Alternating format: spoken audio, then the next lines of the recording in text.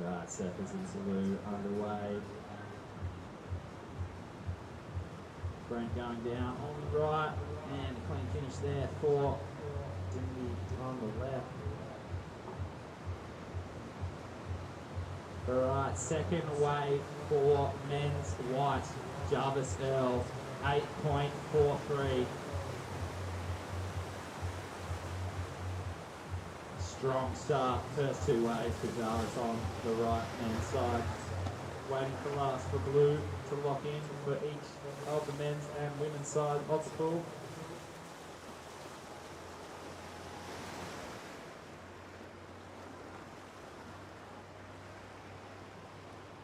So just a notice to all spectators, you can grab yourself a spot right along the wall, get up and close and personal with the action. You go all the way up to those black and green pirate light flags there. Last for Dimity Stoyle, a 5.63.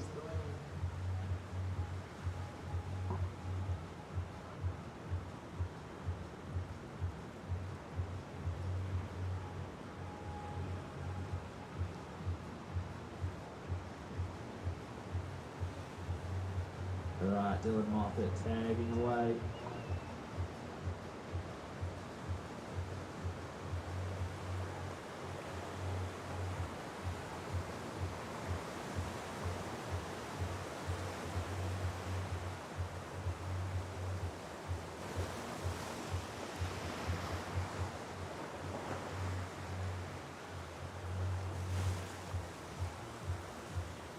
Alright, all surfers have leading two waves so far. Halfway through heat 4, the round of 16. On the men's side, clearly in front, we've got Jarvis Earl in white. Waiting on last for red to lock in. That one coming in at a 7.1. The last of Dylan Moffat, a 7.1. Last of Philippa Anderson, a 4.33.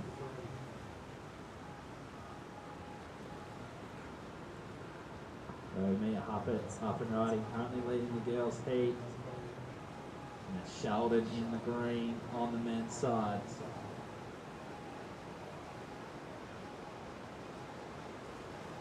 They're kicking the tail out there. So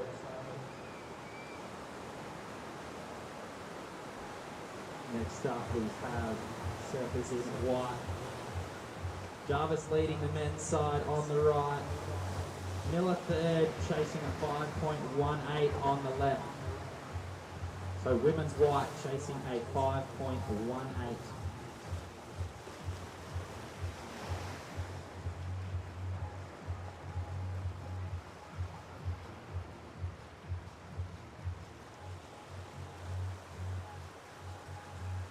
So third waves for green have been ridden. Mia, women's on the left, sitting in first currently. Sheldon was in third, chasing a 9.7 to go to second. Waiting on your third wave to lock in, Sheldon.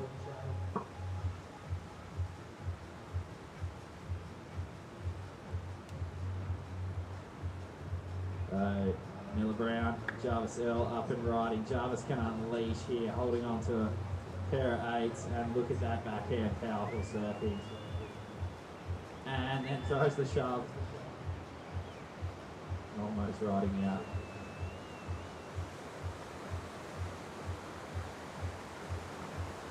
Okay, men's green, Sheldon, your third wave, a 6.03.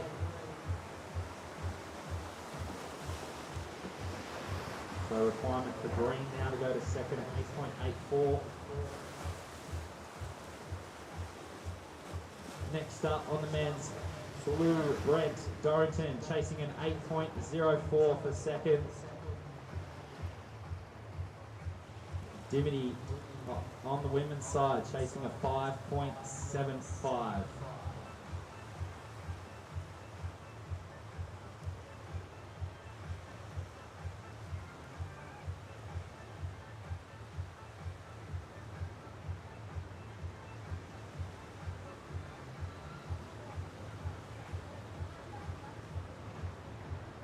Green's third wave on the left was a 3.5.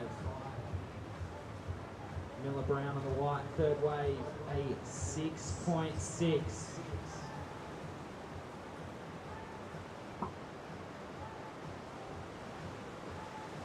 The Blues third waves to lock in. Last wave for Miller Brown, a 6.6, taking her to first place. The Red dropping to third on the women's side. Red now chasing a 5.21 to take second.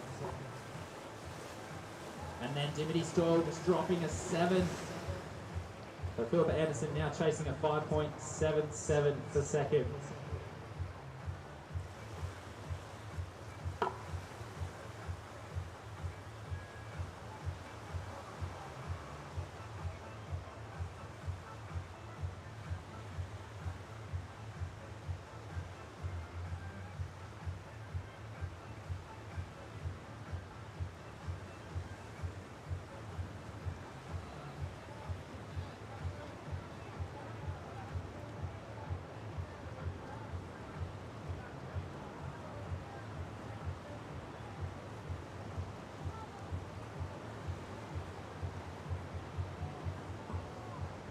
Big punt from Surfer in red. Plenty of hang time for Dylan Moffat there. Score to come for last of blue and red on the men's side. And last of red on the women's. We're now going into our final set. So, current situation on the women's. Mia third in green. You're chasing a 5.57. Sheldon, you are also sitting in third. You need an 8.84 on the men's.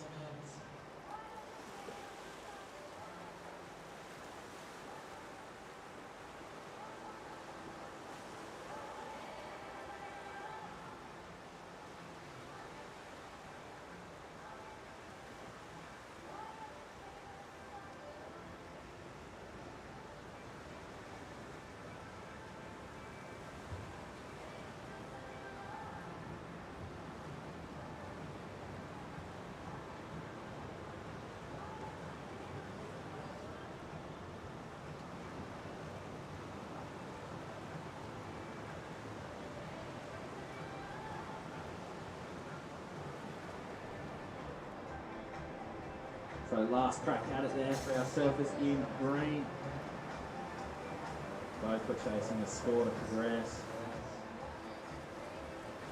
Dylan Moffat, your third wave, 7.87. Currently in second place. Chasing a 9.19 for first. Jarvis Earls, third wave, an 8.63. Miller Brown up next for the women's. You're in third, you need a 6.04 to jump up into second place. Finn Murphy, if you're around. Through the mic, please.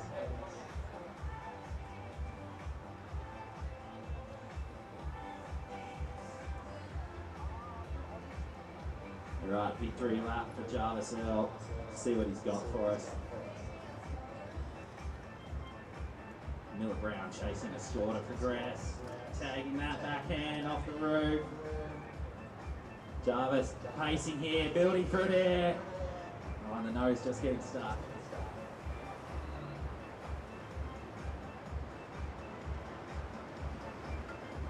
Right, next up we will have surfers in blue.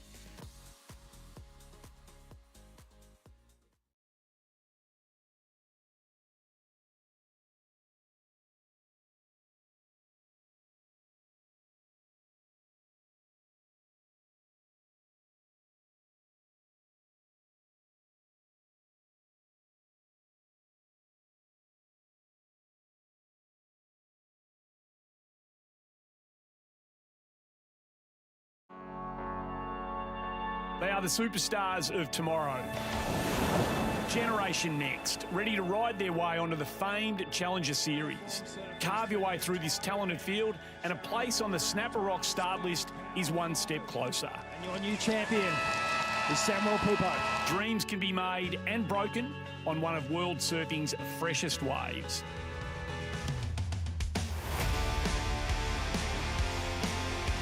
Fast-paced, high drama, every moment matters. This is magnificent Melbourne. This is the Urban Surf BYD Pro.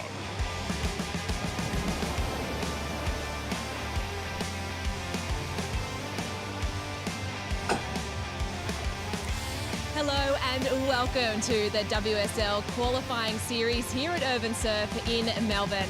I'm joined now by one of the members of today's commentary team in Chris Binns. And Chris, what a spectacular day we have here. The sun is shining, the music is pumping, the beer garden's full down there. And what I also love is the amount of families that are all jam-packed in here. Yeah, the atmosphere is electric. We can see the surfing behind us. It's non-stop. We're obviously in a swimming pool.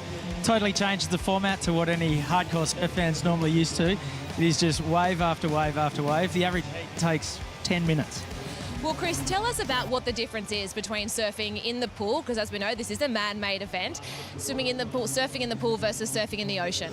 Well, I think the analogy we were using before for any cricket fans, it's a bit like the difference between Test cricket and 2020. A lot of the pauses are taken out, and it's just non-stop action. A lot of the variables are taken out. Obviously, you're not dealing with Mother Nature, so you get your opportunity, the wave's right there, and it's up to you to capitalise on it. And of course, more drama as a result. Non-stop. I mean, you have to keep up with what's going on, because we've just been, talking amongst ourselves for the last 5 minutes, and I've just seen Sheldon Simkes, who would have been one of the favourites, has just been bounced out. So you have to stay on top of the action, or else you're not going to keep up.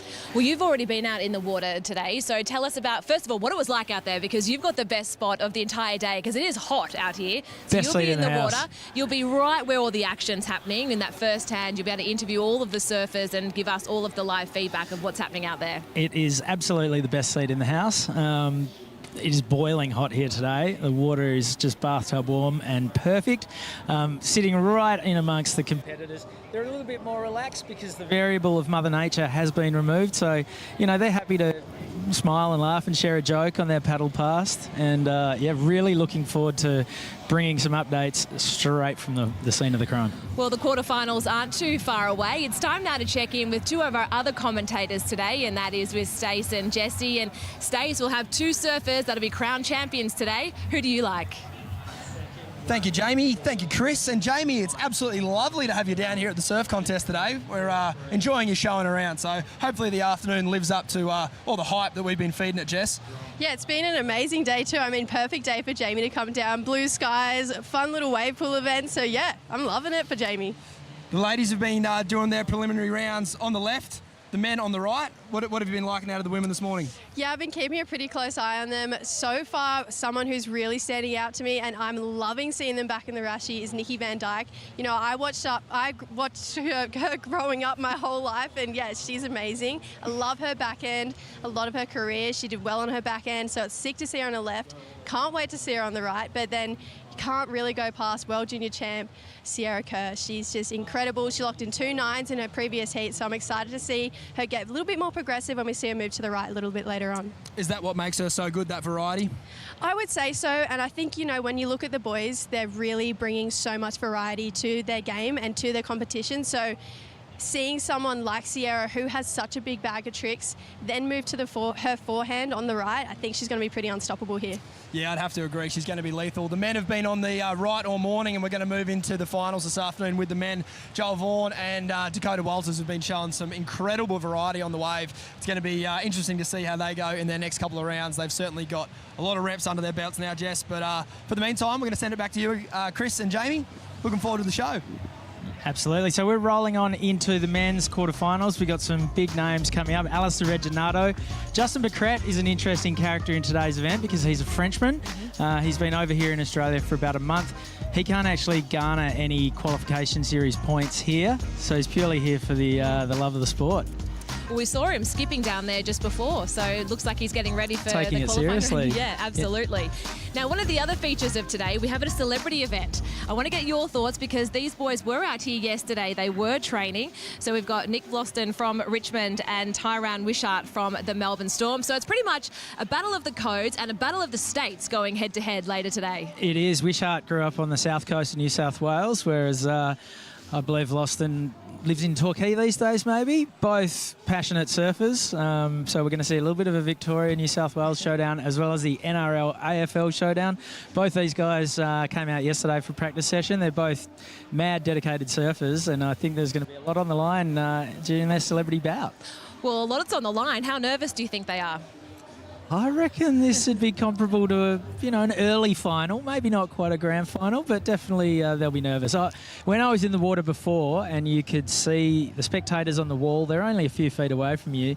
It's definitely a different environment, especially for the surfers who are used to competing way out to sea, just themselves, their thoughts and a competitor.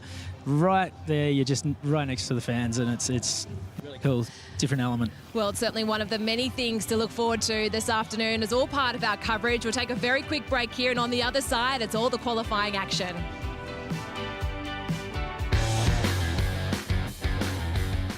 Yeah, this place is amazing. I won this event last year, so yeah, I'm super excited to be back this year and hopefully you can back it up again.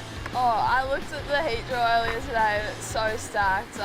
Names like Ellie Harrison, Nikki Van Dyke, and yeah, all the girls are surfing so good, so I'm super excited. Who running the game now? Foot on the gas, can slow down. No, my team, we holding it down. We know we running it now. Watch the game change, yeah. Change. Watch the game change. I do not gamble, but bet on me.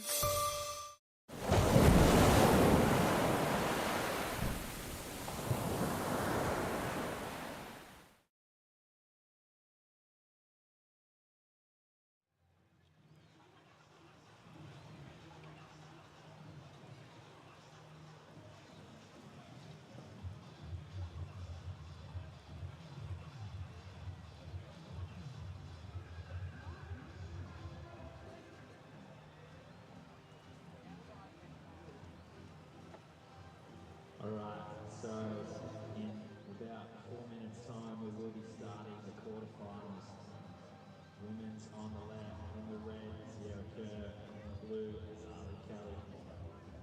Men's on the right, in the red, Alistair Reginado, blue, Dakota Walters.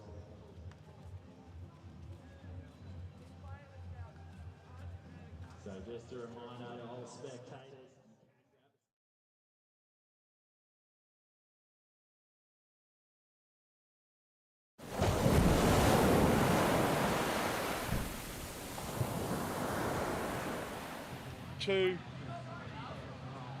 I'm down here with Scott from Skin Check Champions, who partners with La Roche-Posay. They're down here giving out free sunscreen today, and rumour has it, free skin checks too. That's right, Jesse, and we have found quite a few skin cancers already.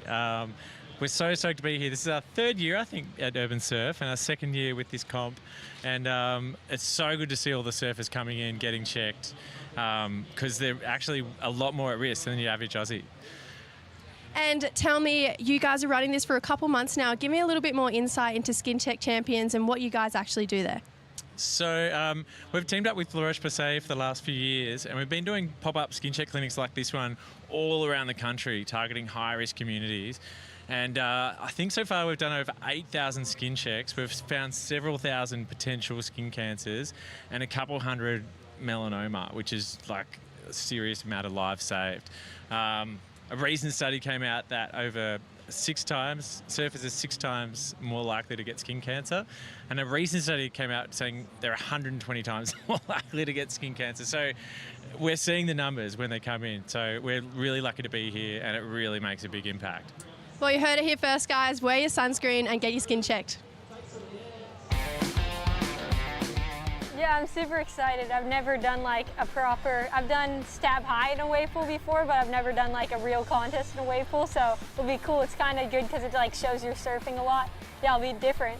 It's good because I feel like catching waves is the hardest part of the contest, so you're gifted them here, so that'll be perfect. I started surfing because my dad is a professional surfer and he'd always put me on like the front of his board when I was little, and then he'd push me into waves when I was younger. So yeah, that's kind of how it started. We just love surfing together because it's the best thing ever, sharing waves with your dad and just pushing each other. It's so fun. I'm competitive in pretty much anything. Like I've done skate comps, golf, rugby, so like anything that has to do with a comp I want to win. And yeah, it's just so fun seeing how you go in a comp because it's like a different type of mindset. I have a bunch of friends in this comp, so anytime I get to go against them, it's like the best thing ever because you're just competing with your friend but like sharing waves. It's so sick. Next set is live.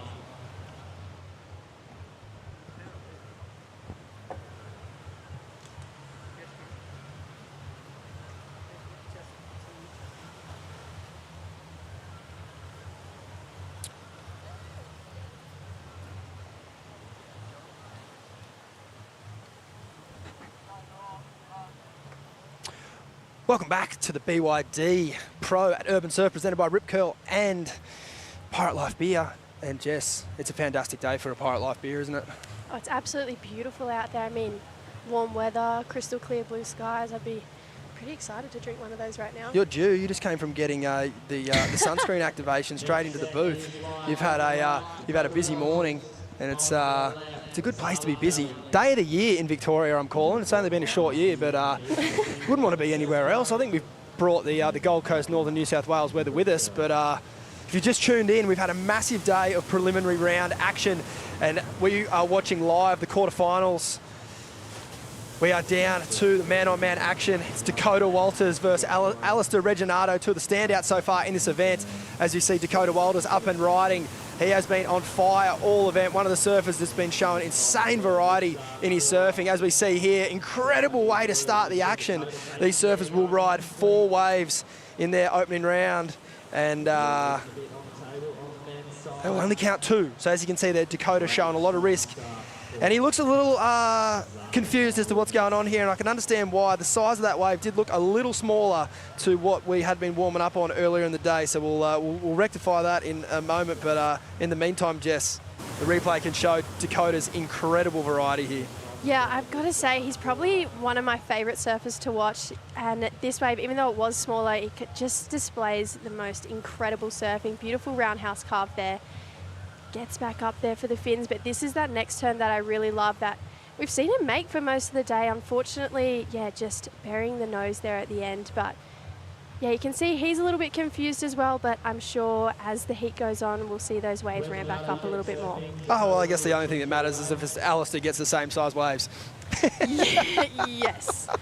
As we'll see here, we've got another set breaking out the back here, and it will be Alistair Reginato's turn. There's no priority in this event, not like a regular surf comp, as we see Alistair's wave here up and riding. A sensational first turn, and he's a big, strong lad from the sunny coast, and I'm sure his brother and mum and dad are tuning in, so g'day to those guys, as Alistair has made light work of his first attempt there, and you will see only one surfer ride each set. So I guess, just the benefit of that is it's just all about performance this afternoon here. Yeah, I was talking to a lot of the competitors down there earlier, just thinking, wow, I feel like I'd be feeling so much pressure. I'll get back to that because here's the replay. That first wave of Alistair was just insane. Second turn there, that third one, he's just got so much power, so much style. He's trying to qualify for the Challenger Series for the first time this year, so you can see he's really pushing himself to the absolute limit. Really, really beautiful first wave there from Alistair. But yeah, he's just a powerhouse and definitely one of the best surfers coming out of the sunny coast right now. Yeah, without a doubt. You can see the different little contingents getting around the comp. It's an awesome atmosphere here. Like, there's not many events around the world. Might just listen to the onside announcer here just to see. You can see Dakota here. He's really got to keep his wits about him. Obviously, that first wave was a little smaller than what is expected, but we're back to regular programming here, and this is the wave that we wanted to see Dakota on. As we saw, Alice's wave was a lot taller, as is this wave for Dakota's, and you can see the sensational zap in his surfing, as he's done well to just compose himself there and again get to the end of that wave. You can see the frustration, but just one of those things, Jess. We are in a fairly controlled environment, but it's still not an exact science here in the pool. You will get varieties in the wave, and Dakota's just got to brush that one off. We can see he's obviously packed full of talent. This kid could win this comp many ways. Yeah, here's the replay of that last one, but I just feel like the pressure was definitely building for Dakota. Beautiful slow-mo there. I just love, his flow, How good's that his angle? pace between turns. Yeah, it's incredible. But I just feel like the pressure would really build, If you didn't perform on that first wave, you have to do it on your second or your third or your fourth. I don't know, I feel like I'd be definitely more nervous to surf a wave pool event than I would be an ocean event. Oh, I can totally understand where you're coming from there, Jess, but also at the same time, you're going to get the opportunity. So the pressure, it's not external, it's all internal. These kids, they're going to get their chance. As we've seen it here, it's one of those things like, there's definitely pressure, but it's a different type of pressure. I think everyone, they always talk about, if I get the opportunity, I'll do really well. Well, here today, everyone's going to get their chance. Yeah, exactly. Yeah. It's equal opportunity. You can see, Dakota kind of putting his hands up in the air, a little bit confused right now. But with a surfer of his talent, I really don't think he has too much to worry about if he gets himself on one of those better waves. I can tell you right now, Dakota, Alistair doesn't care, mate, so he can tell you a story in the other direction. But this is the thing, I reckon Dakota has the firepower to do it on these next two waves. And, Alistair's a great surfer, but his first wave there's a 6.5. Dakota's been putting up 8s all day. So Dakota just needs to keep his head in the game here. And these two guys, the scores that we've seen open up here, I'd be very surprised if they'd be holding on to either two of them, by the end. Well, like you just said, it's the issues competitors will have out there today will only be internal. So I understand that Dakota feels like he's kind of drawn at the short straw right now, but if he can just push through and find, I guess, that inner confidence again that we've seen him have all day, all he has to do is do it on the next two waves. You know what this reminds me of? It reminds me of someone when they get an interference at the start of a heat. Because there is that was out of sight of Dakota's control, but there's no way we could sugarcoat that. Dakota's first wave was a lot smaller, and we are working with amazing machinery and technology here, but just unfortunately for whatever reason, okay, someone's left a dog in their car. So if anyone that's done that, here we go. I can see Cowbell Warren frantically running around the event site with sarong on head and beads of sweat dripping everywhere. And it's all good. We'll figure these things out. But I do think that between what we've seen to start here and what we'll see to finish is potentially might change. But both of these surfers have... Dakota's ridden 2 waves. Alistair's ridden 1. All right, so we're just going to go on a short hold here. You will see a wave roll through without any surfers on it.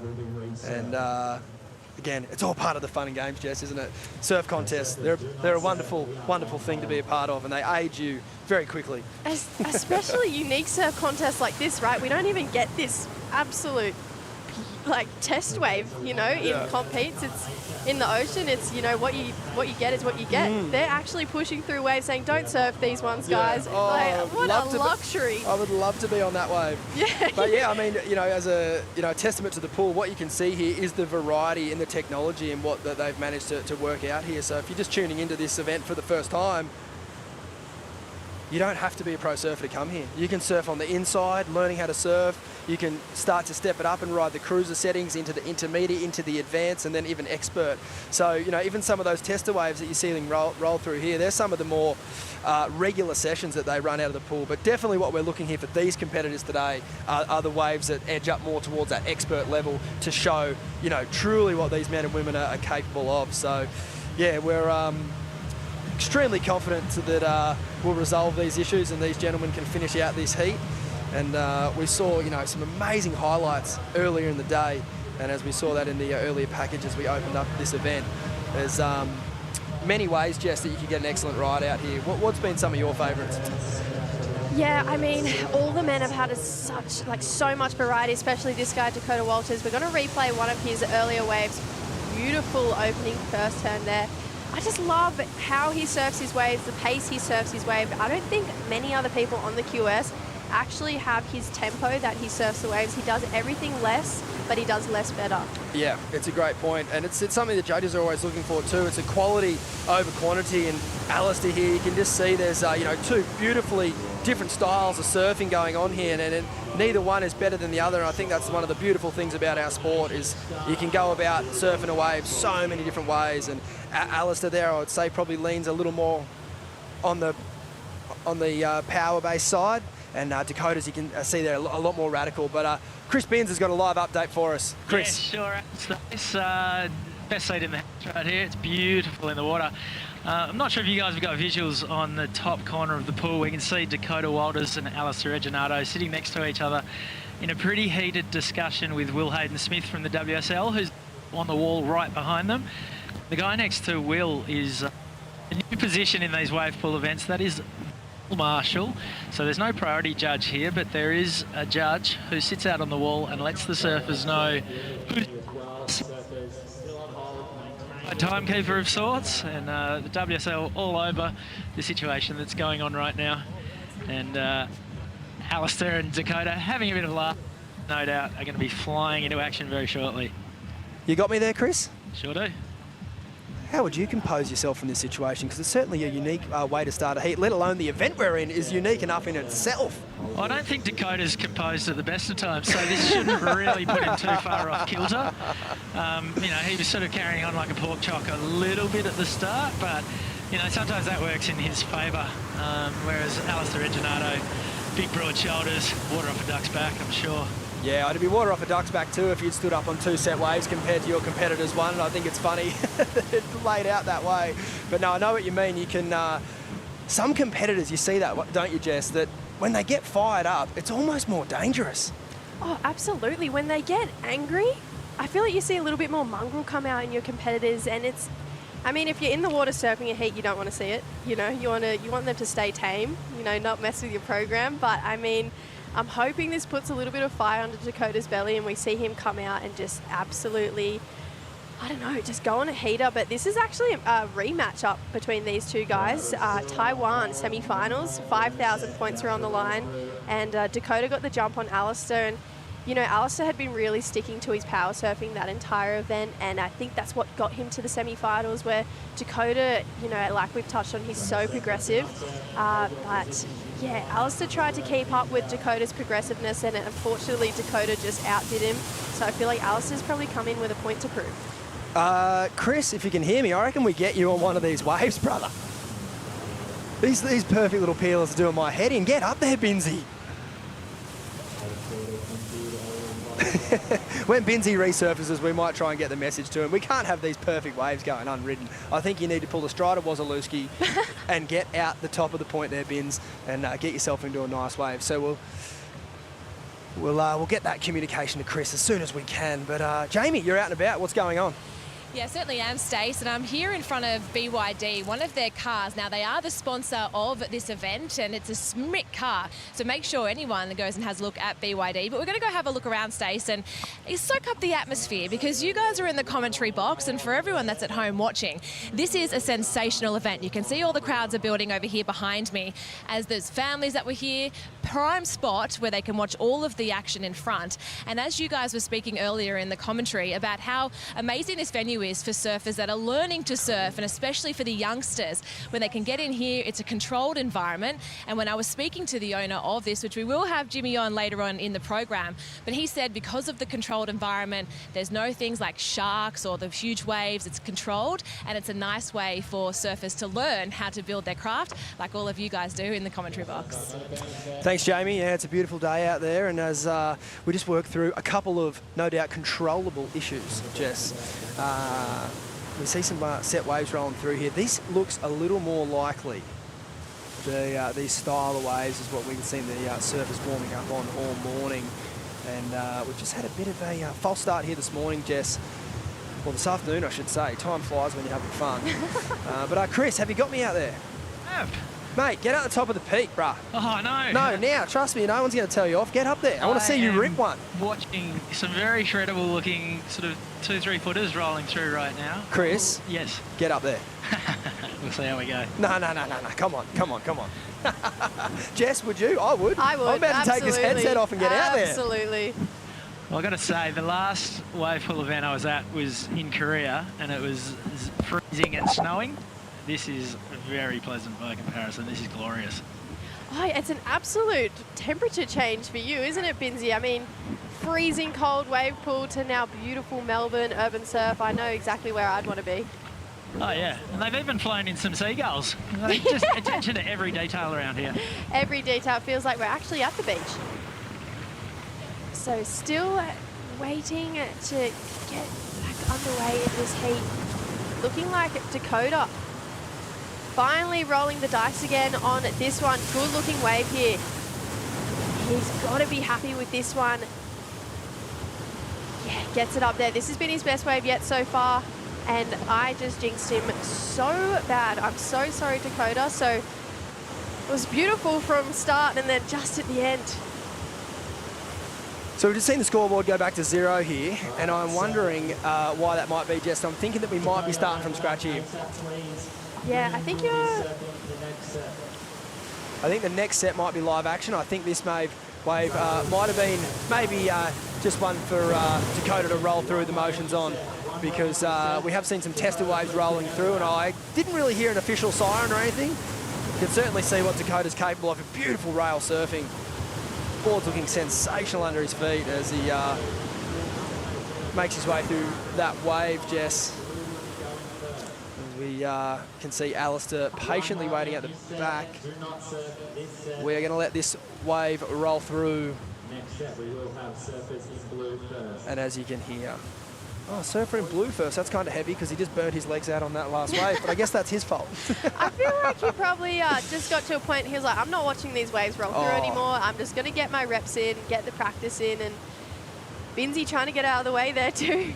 Fred, he was trying to listen to your advice, Stace, and get a wave, and now he's going to get out of the way.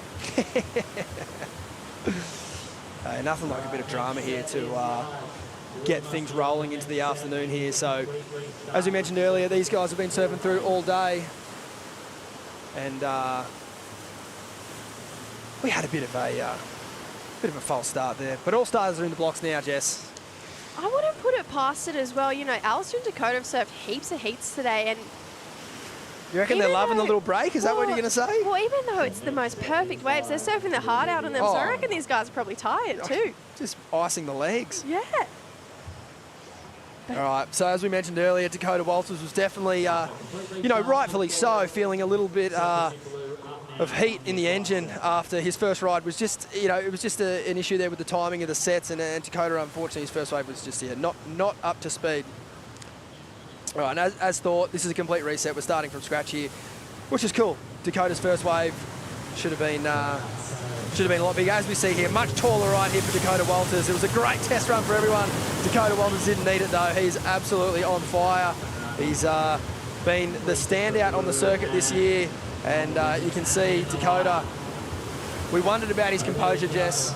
Certainly looking composed there. Yeah, he definitely proved us wrong just then. He finished off that wave absolutely beautifully. Like I've said, and I'll say it time and time again, he's literally one of my favourite surfers to watch.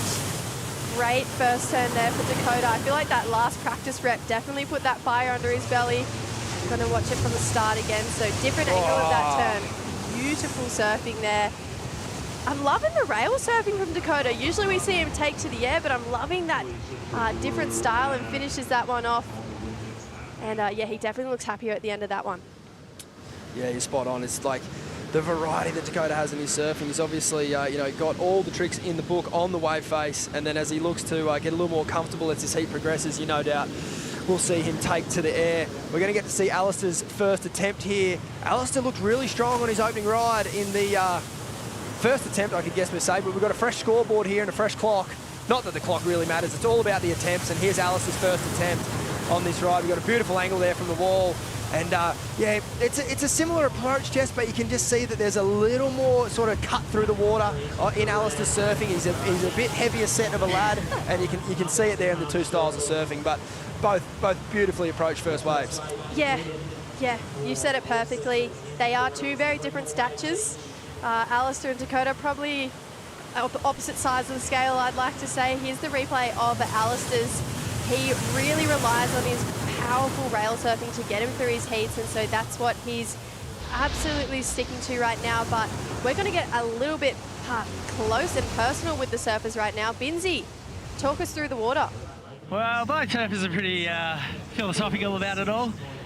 Dakota's probably caught 3 or 4 more waves than Alistair, but they've both got one on the board now. He was a little bit confused about what had happened, but he seemed totally fine with it. And then Alistair just head down, game face on. Tell you what, I am on the treadmill here. I've only ever surfed this wave before, trying not to catch waves in here. The rip's that strong. Trick beach rip, you'll be right, Binzi. Dakota's going to have to go Michael Jordan here. He's going to have to find something else to get him pissed off. And he's absolutely doing that right here on this wave. A beautiful snap to start. And backed it up with a bit of variety there with the carb. We're going to see him take to the air here as he throws one out into the flats of the wave. A beautiful air reverse to finish.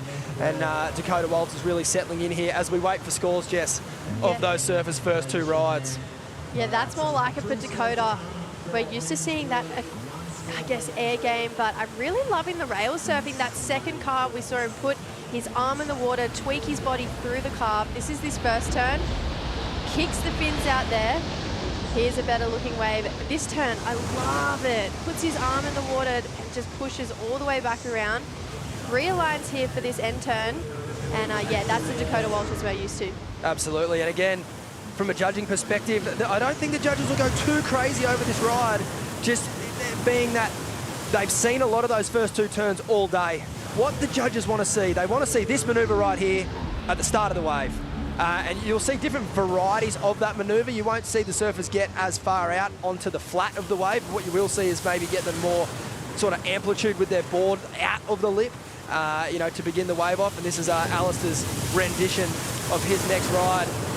You know, I mentioned it before, and I'll have to say it again here. The judges are not going to go crazy over waves like this unless you can really finish with a bang, as Alistair did there, and unfortunately comes unstuck. But you know, you will see that, you know, the variety, I feel, is what's going to win this event, Jess. I love being shocked by surfers, and it's not very often you see Alistair Reginado go to the air. I mean, you see it on his Instagram clips, but in comps, you know, this is the type of surfing we're used to seeing from him, and you know, it gets some results, so we love seeing him stick to it. But when I saw him lining up to do this air, if he had pulled that off, my jaw was open. I was like, oh my goodness. I love being shocked by competitors. Yeah, it's good to see. Like, and I think that's what the cool thing is about this regional series. You get a block of events in a row, and then you spend a fair bit of time off to go and work on your, you know, your full repertoire, which Alistair obviously has. Being from the Sunshine Coast, plenty of rampy little rights up there when the wind's blowing from the north into all those protected corners. So he's no doubt getting his repetitions in. But you know, I'd have to say here, Jess, we're going to see some fireworks out of Dakota at the start of this wave here. Chris, take it away. Contrasting styles here. Alistair just low slung, powerful Sunshine Coaster. Dakota a lot more flair, sort of reflexive surfing, deals with the sections of him. Chopped away at that one, didn't quite get usually. Still got some room to move. Yeah, Dakota's got to be, thanks Chris, Dakota's got to be careful here. Alistair's sitting on the single highest wave of the heat, and Dakota is no doubt ripping, but I think at that element of risk is going to need to be brought into his game earlier in the wave. He's already had a wave very similar to this. He's got a 6.5 and then a lower 6 after that. He's really going to need to start joining Alistair up in that 7 range, Jess, if he wants to take this heat out, because we know Alistair's got some more left in the tank. Yeah, Alistair definitely does. Definitely one of the most powerful surfers in the draw, but we've seen Dakota drop 8s all day. It kind of feels like, yeah, maybe he's safety surfing his waves a little bit just to make sure he makes this round, but Alistair's making that safety surfing pretty hard, you know, to get through this heat. So yeah, I feel like Dakota just needs to click back in with himself and just find his rhythm, show us what he's been doing for all the rounds prior, and drop those 8s by taking to the air again. Yeah, and I think, you know, the judges are onto it too. They've been watching all day. So for the quarters onwards, which we're into now, they're definitely going to make these guys work for their scores. This is a really important ride here for Alistair. He needs a mid-5 to go to the lead, and that, I would not like to be a judge on a day like today. We'll have to wait and see. That's going to be right there. You know what I love from the men as well is that, yes, a lot of the waves are similar, but I feel like each one is just tweaked out ever so slightly.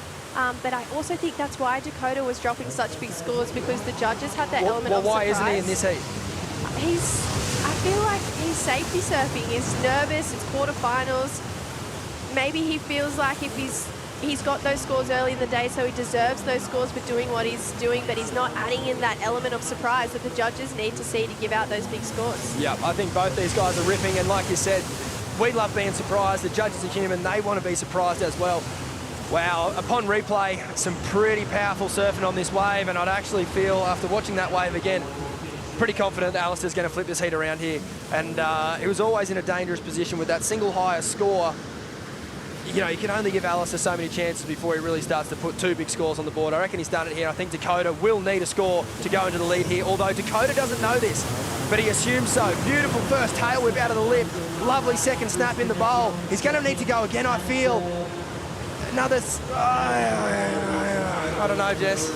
I don't know either. I feel like Alistair's wave really made me feel something. Yeah. Where Dakota's, yes, they're beautiful linked together waves, but they're not making me jump out of my skin, where at the end of every single one of Alistair's waves, I've gone, oh, that was a beautifully surfed wave. Yeah.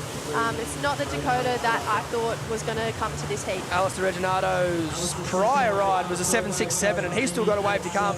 Dakota, you can see visibly frustrated there. Dakota had the score to start that. He had the turn to turn that into a big, he had the wave to turn it into a big score after that first manoeuvre, is what I was trying to get out there, Jess. Pretty excited. This turn's sick. Heaps of risk.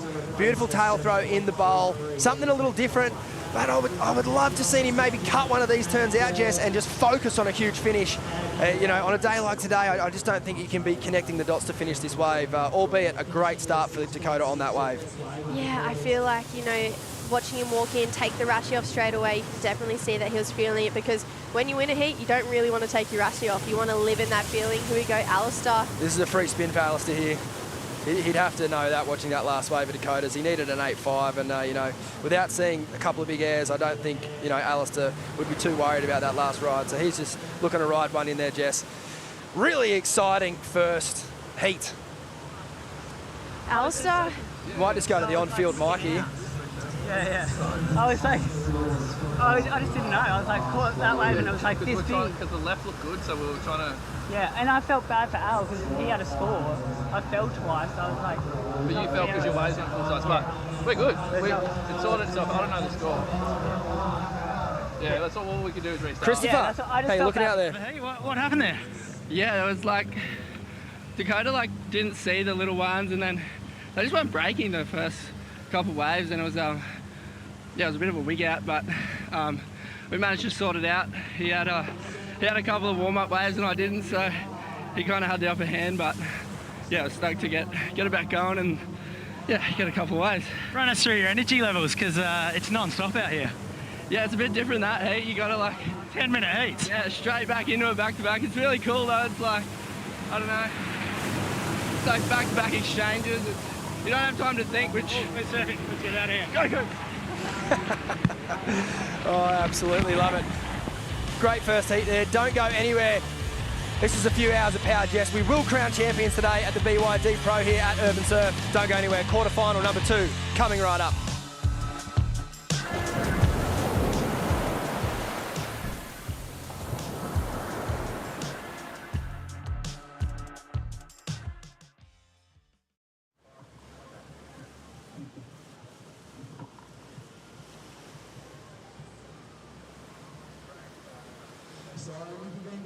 Sorry, started off with a 7-point ride. A 7-point ride for Ricky Van Dyke.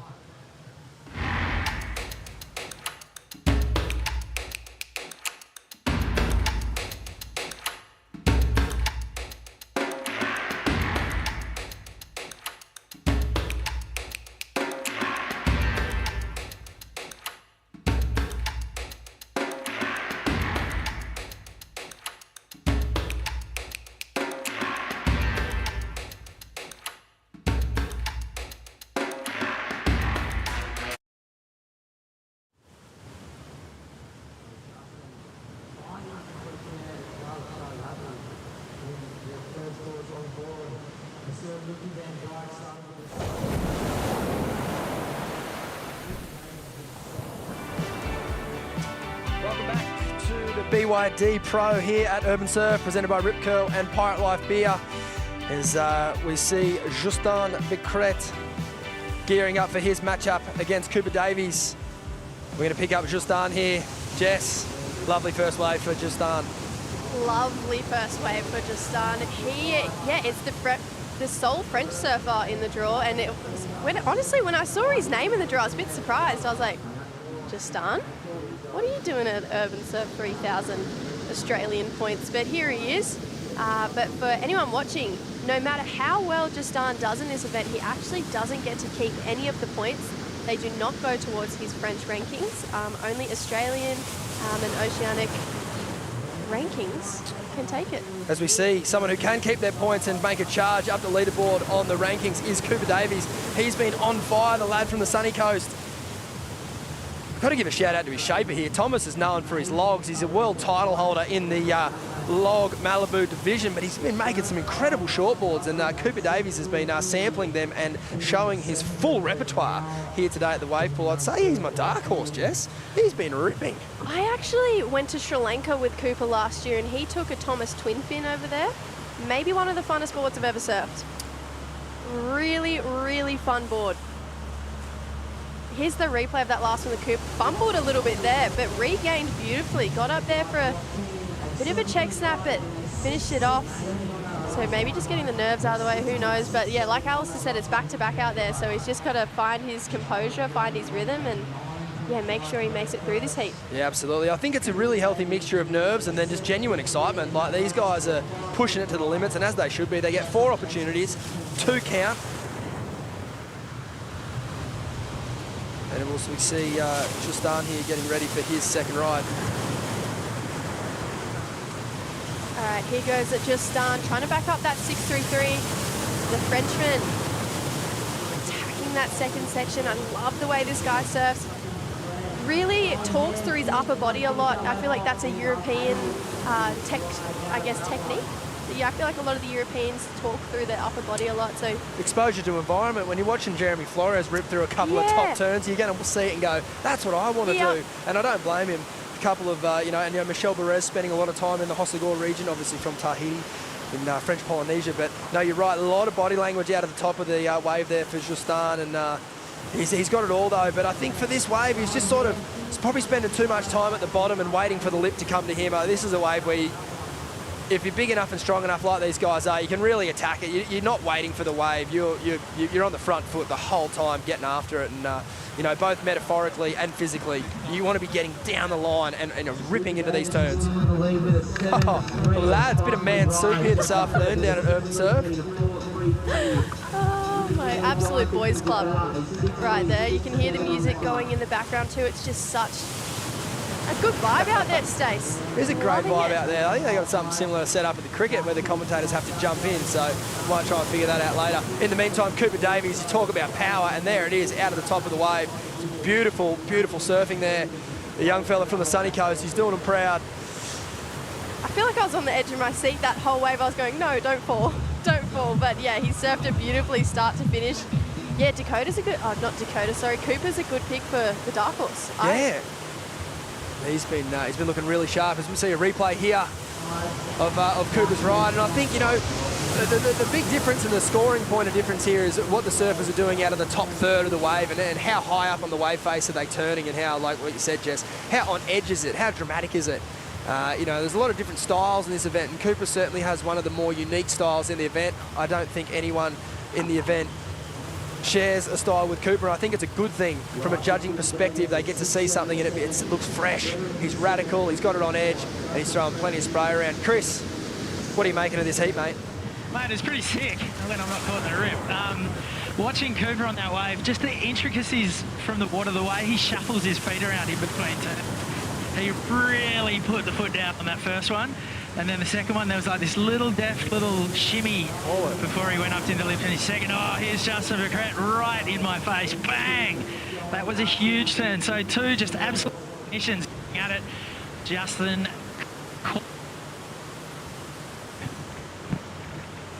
How your French still up to speed, Binzi? I reckon we might try and get him on the way around. I'll have a crack, but I'm pretty much in the impact zone right now. Oh, so see, that's perfect. Replay here, Jess, take us through it. Yeah, Justin surfing a pretty similar wave to his last one. I like that second turn there. A bit more aggressive than this first one. That first one kind of felt like a bit of a check turn. That turn is much better from Justin. Puts him in perfect rhythm for that third section, and then, yeah, finishes off again in a bit of a weird way from Justin. We're used to seeing him land those airs pretty consistently. There is Coral Durant, Safi Betty, one of the Olympians in this event. Safi Betty, she will be representing New Zealand at Chopu. Cherbro. Absolutely. Saf spent a bit of time up in Tahiti earlier in the year, no doubt, getting ready. She also spent time here in the Urban Surf expert wave pool setting, getting tubed over on the left as well. So, like we mentioned earlier, this place is a great training ground for all aspects of surfing and the traditional surfing as well. Cooper Davies, are you joking me? Massive snap out of the third turn there in that wave. And it is, you know, it's what we like to call, I guess, the, you know, bread and butter surfing, rail, variety. He's got it all. It's great to watch, and like you said, Jess, it makes you feel something. Yeah, I was just about to say that. We talk about surfing and these waves. It has to make you feel something for the judges, not to feel bored in such a way, I guess, but Cooper's surfing is definitely making us feel something right now. Just so beautifully linked together from start to finish. That rail turn, again, kicks the fins out. That turn, I love it. And I love how he finished with a strong power carve, not a floater, not an end turn snap. Yeah, that wave. That must feel so good. Yeah, I agree. It's like a, you know, skateboard disaster over the coping. He just hangs it out there for the perfect amount of time, brings it back under his feet to complete the ride, and he's done well there. He's done really, really well. It's a tough heat on paper. Justan's been on fire all morning, and among with that, Justan in the ocean, he's a savvy competitor. You do not want to draw him in a heat. But in the wave pool, like we mentioned earlier, it sort of can disarm competitors. As we see Justan here, he needs a 9-point ride. And look, I'm going to go out on a limb here and say it, unless you're pulling some aerial manoeuvre out at the start of the wave, it is not going to happen as we see him fall on the end there. But nevertheless, a valiant effort from our French competitor. It's always great to have the international flavour in these events, Jess. But well done to our Sunny Coasters. That's an all Sunny Coast semi-final coming up. Don't go anywhere.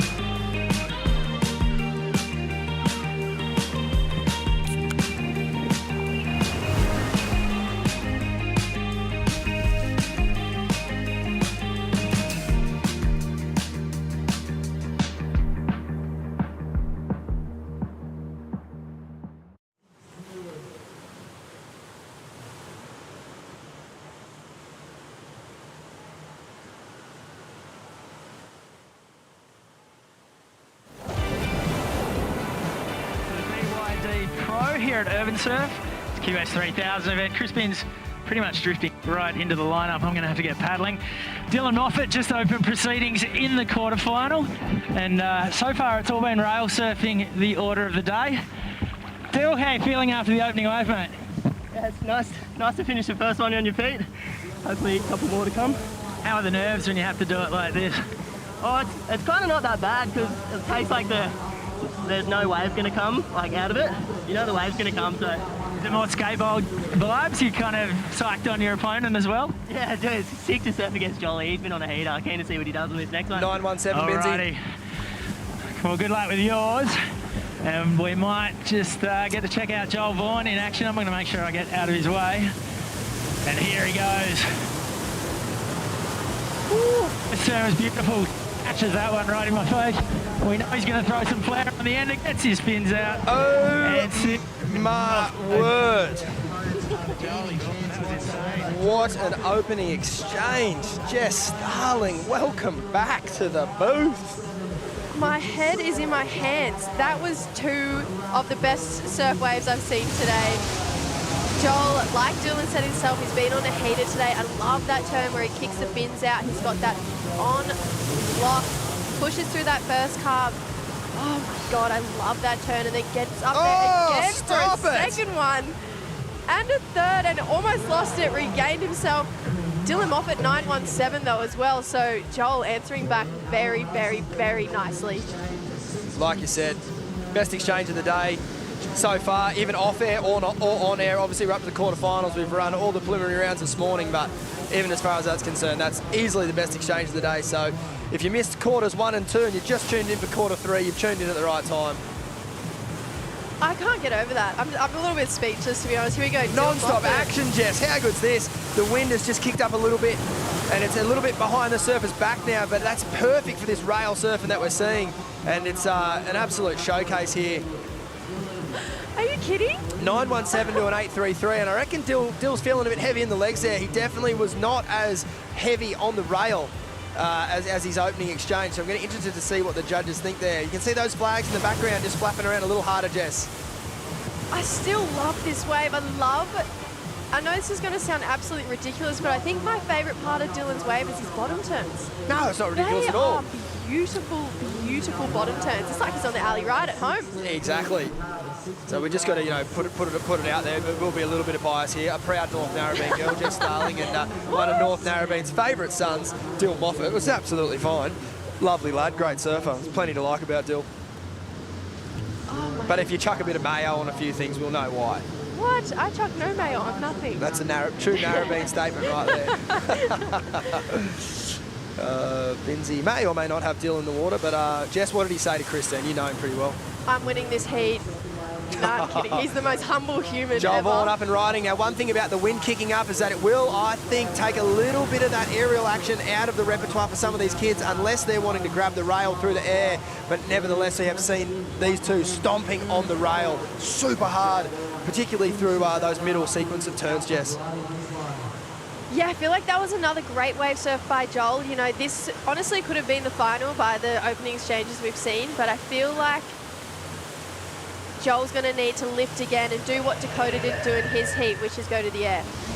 Even though I know you just said it's going to be a little bit harder. It's doable, but these guys are so tuned into their environments. They know, sometimes doing an air on this wave is easier than doing these turns because the wind is coming into you. You get that nice coping.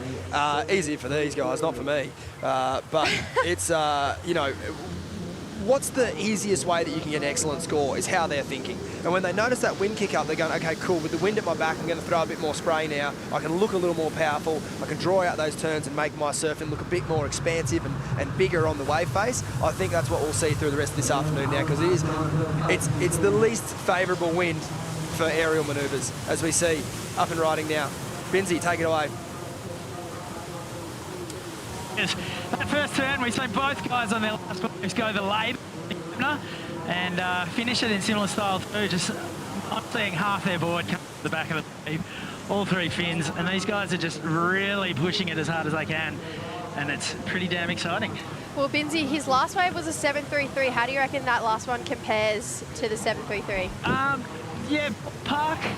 I thought the 733 was actually pretty damn good. The first layback he went for was huge. Might not have been able to follow it up. I think Stace said heavy legs. I reckon that last wave's probably going to go in the same ballpark as well. But both of these guys are just feeding off each other's energy. They're both mates. They're both having a great time out here. There's no malice whatsoever.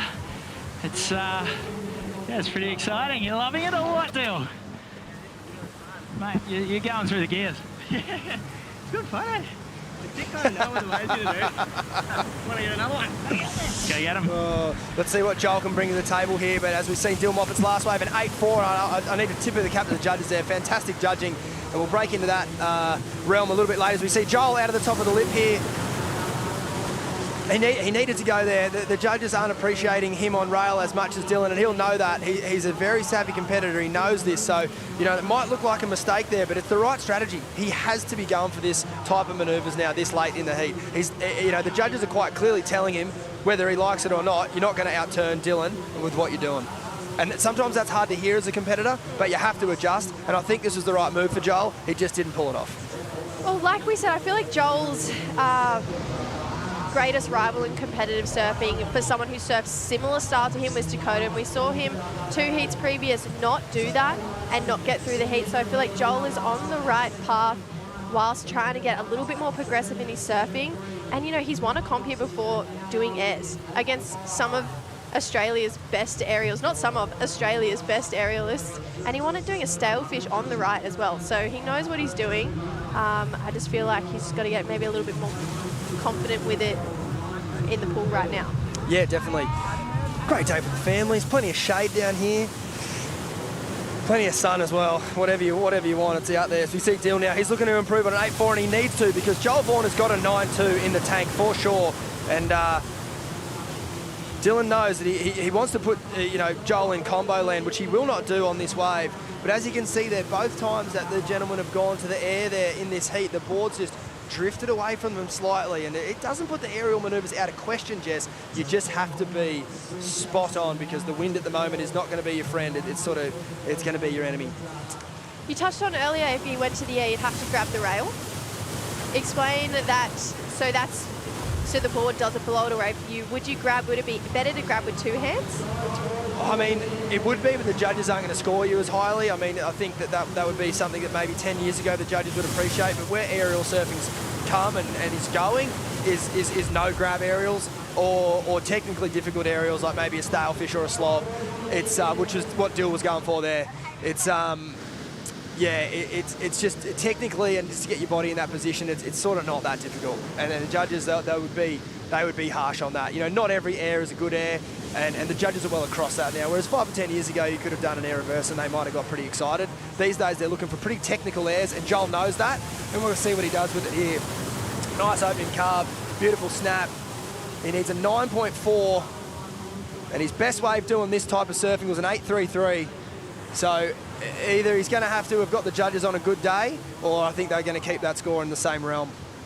Yeah, my initial reaction is it's probably not going to be the score, but I mean, excellent heat from these two guys. And you can see both of them are pretty happy as well. This reminds me of a heat that Joel and Dakota had at Maroubra, and it was just an absolute airfest. They both had 9s. And Dakota actually won the heat and broke his ankle on the last wave at the same time. But yeah, these guys, they've both just spent a year on the Challenger Series together. So Joel, Clapp and Dylan, yeah, that was just another excellent heat from those guys. As we see, great sportsmanship there from these two, like you mentioned, Jess. And another, fantastic heat. That was the heat of the round, and every heat before it has had that title, even of the day, which has been broadcasting since the quarterfinals onwards, but we've been lucky enough to watch the action live here all day. And there's been some great matchups, but the cream, Jess, has definitely risen to the top here this afternoon, without a doubt. Jarvis Earl up and riding. I think the first goofy footer we've seen today, and I mean, I've got to go out and say it, one of the favourites. You can talk about being surprised and talk about variety. Just the fact Jarvis stands with his right foot forward just gives us something different to look at, and the judges have been really appreciating his surfing, and for good reason. Yeah, I mean, that wave already made me feel something. That had so much sugar and spice in that wave. Here's the replay. I love his backhand attack. It's definitely one of his strong points. And he's just timing it so perfectly. I feel like this wave, it's probably easy to get more vertical in the pocket on your backhand. We saw, for example, Justin Brunette, like you said, surfing, trying to find the lip, where I feel like on your backhand, it's right there. You can get really vertical in that steepest part of the section. And yeah, then finishes just with a little bit of pizzazz at the end there too. See the official scores from the last heat there, a 9.17 and an 8.4. A pretty convincing victory there for Dill Moffat. Great surfing though by Joel Vaughan. He had a great event. And a 5th place finish here for Joel is a great result. He's lingering around being inside that top 6 for the making the cut for the Challenger Series at the end of this season. So a quarterfinals at a 3,000 here is a great result, Jess. Here we go. Geordie Lawler paddling into this one, another narrowbeam, so I'll try not to be too biased. Drifts the fins on that turn and almost comes on stuff there and finishes off very beautifully there, may I just add. So Geordie Lawler, a little bit more age on Jarvis. So we'll see if that competitive, experience might give him the edge on Jarvis, because Jarvis is just so easy to watch. He is. I tell you what, I reckon the two goofy footers are spewing that they've drawn each other, because it takes away that point of difference. I actually must admit I didn't look at the heat draw, and when I saw Jarvis on his first wave, I thought he's going to have the edge over here, a natural footer, just because it's something different. But of course, Geordie Lawler's on the other side of the draw and met up with Jarvis, and here they are surfing against each other. Beautiful surf in there from Geordie. I mean, he didn't quite get the finish that he was chasing. The second turn was beautiful, and it's, probably probably a bad thing that they've matched up against one another, but it's a good thing for the judges. They're comparing apples with apples here. The thing to note as well between these two is Geordie is definitely a traditional surfer. I mean, he has a crazy air game, don't get me wrong, but I mean, with turns like with that we saw on that wave, he's definitely going to, I feel like, stick to that powerful, stronger rail surfing, the more traditional style we'll see, where we'll see Jarvis be a lot more progressive, because I think if they went on turns, Geordie would probably outpower Jarvis. Yeah, I think you're spot on with that call, but no doubt, like Jarvis pound for pound has given it everything he's got here as he brings it through the inside. And I don't know, you've got to give it to this kid, man. To be that consistent, to finish 2 waves like that so strong, that's absolutely world class. 8.67 for his first wave. He's done pretty well on this wave again. I don't think it'll go as high, but for how young he is and for how well he's been surfing these last sort of 12 months, you know, great signs for the future of this kid's career. As a judge, you know, that his first wave and this wave are both very similar. As a judge, do you score that wave less because it's no different to the one he surfed before? No, to be honest, I wish that you would, but you can't. It's variety on the wave. It's not variety across 2 waves. So it's they're comparing the waves to one another, but you're not being deducted for doing the same surfing. It's a new opportunity, so they're scoring it the same. But the nuances in his first wave and that wave is, I would say this wave's going to come under. I could be wrong. I've been wrong plenty of times before. But the judges are looking for the drive off the rail, whereas this wave, I think Jarvis was looked a little more slidey off the fins, but I think I'm wrong. Took him that score, 9.07. There you go. And happy to take it. It was 3 beautiful turns. I personally like this first wave better. Here we go, Geordie Lawler trying to answer back to Jarvis and just buries the nose there. That made me feel sad. I really was liking the look of the start of that wave. Yeah, go. If this was an ocean heat, the heat's over. Jarvis paddles over to Geordie, sits on him with priority. Yep. I would say Jarvis has gone pretty close to maxing out his total. Yeah. And Geordie will get 2 more chances. Yeah. He's going to get them. Yeah. So he doesn't need to worry about Jarvis. Yeah, Jarvis is surfing good. Yes, he's in the lead. Geordie's going to get 2 more chances here. He's capable of getting a 9 and an 8 himself, and it's just up to him to do it. The hard thing and the good thing for Jarvis is that he's gone there first, and so he's absolutely in the box seat. But Jarvis is sitting out the back now, and he has to get higher than an 8.67. He's capable of doing that. We've obviously seen that with the 9.07 in his scoreline. However, he'll increase his total if he does. It'll just be incrementally, whereas Geordie's basically starting from 0. He needs to get rid of that 7.5 because he's comboed, and I think it's a good thing that the path for him is really clear. He needs to smash his next 2 waves. It never feels good when you have to say, I need to get rid of this 7.5. There's one dark cloud over there. It's just hovering above Geordie Lawler. Yeah. You see Jarvis Earl up and riding here, tight in the pocket as a better turn. The judges are going to have nowhere to go now with this wave because this is looking superior to the first 2. And they've gone pretty high, except the aerial did not get the click out of the lip he was looking for. I think the judges are lucky there because they would have had to go huge with that score. And I think that, you know, the one thing the backhand does lack is the variety. It's nothing that they can really do about it, but it's one of those things that when you see those punctuating turns from Jarvis, they do need to be rewarded, and you don't want to run out of room in the scale, is what I'm saying. But this second turn here, Jess, is beautiful. Oh, it was just on an absolute roll. We were going, here we go, this is going to better that 8.67. But yeah, like you said, didn't get that click off that end air. Yeah, those first few turns, not that one, this next one. Just absolutely connects perfectly. Kind of gets that ping feeling that what you get on your back end, where you just connect with the wave exactly how you want to. Yeah, I don't know, Jarvis, he might have some more left in the tank. Who knows? Chris Binns, I'm coming up for air. Give me some oxygen, son. You've been battling the reverse rip out there. Yeah. As we see Geordie Lawler here up and riding, he knows what he has to do. And unfortunately, that's going to be it for George. So Jarvis has got he's got a decision on his hands here. He can either ride this next wave and try and score above a 9.07 and see if he's got it in him, or he can be very tactical and not show the judges anything that he might be working on as far as variety is concerned, and bring out that variety in the final, which is certainly what Griffin Colapinto, what Gabriel Medina. That's how they surf the pool. They do not show all their cards until they absolutely have to. So I'd be curious to see what Jarvis does here with this last exchange. Geordie will not better the 7-5 on this wave. So unfortunately, he'll be comboed with only one wave left, and he won't get the chance to, he can't get 17 points in one wave here.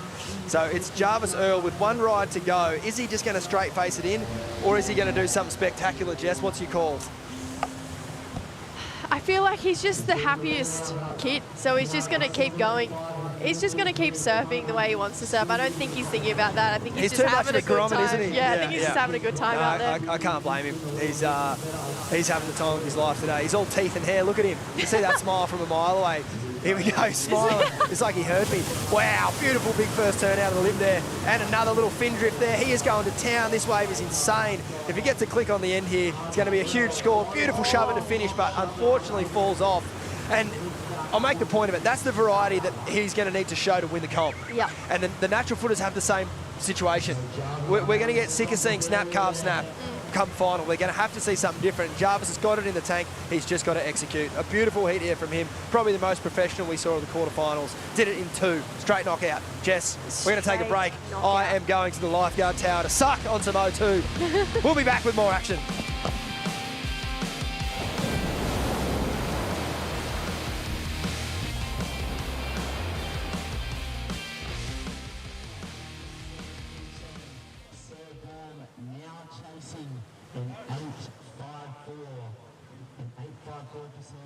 Back in the first place.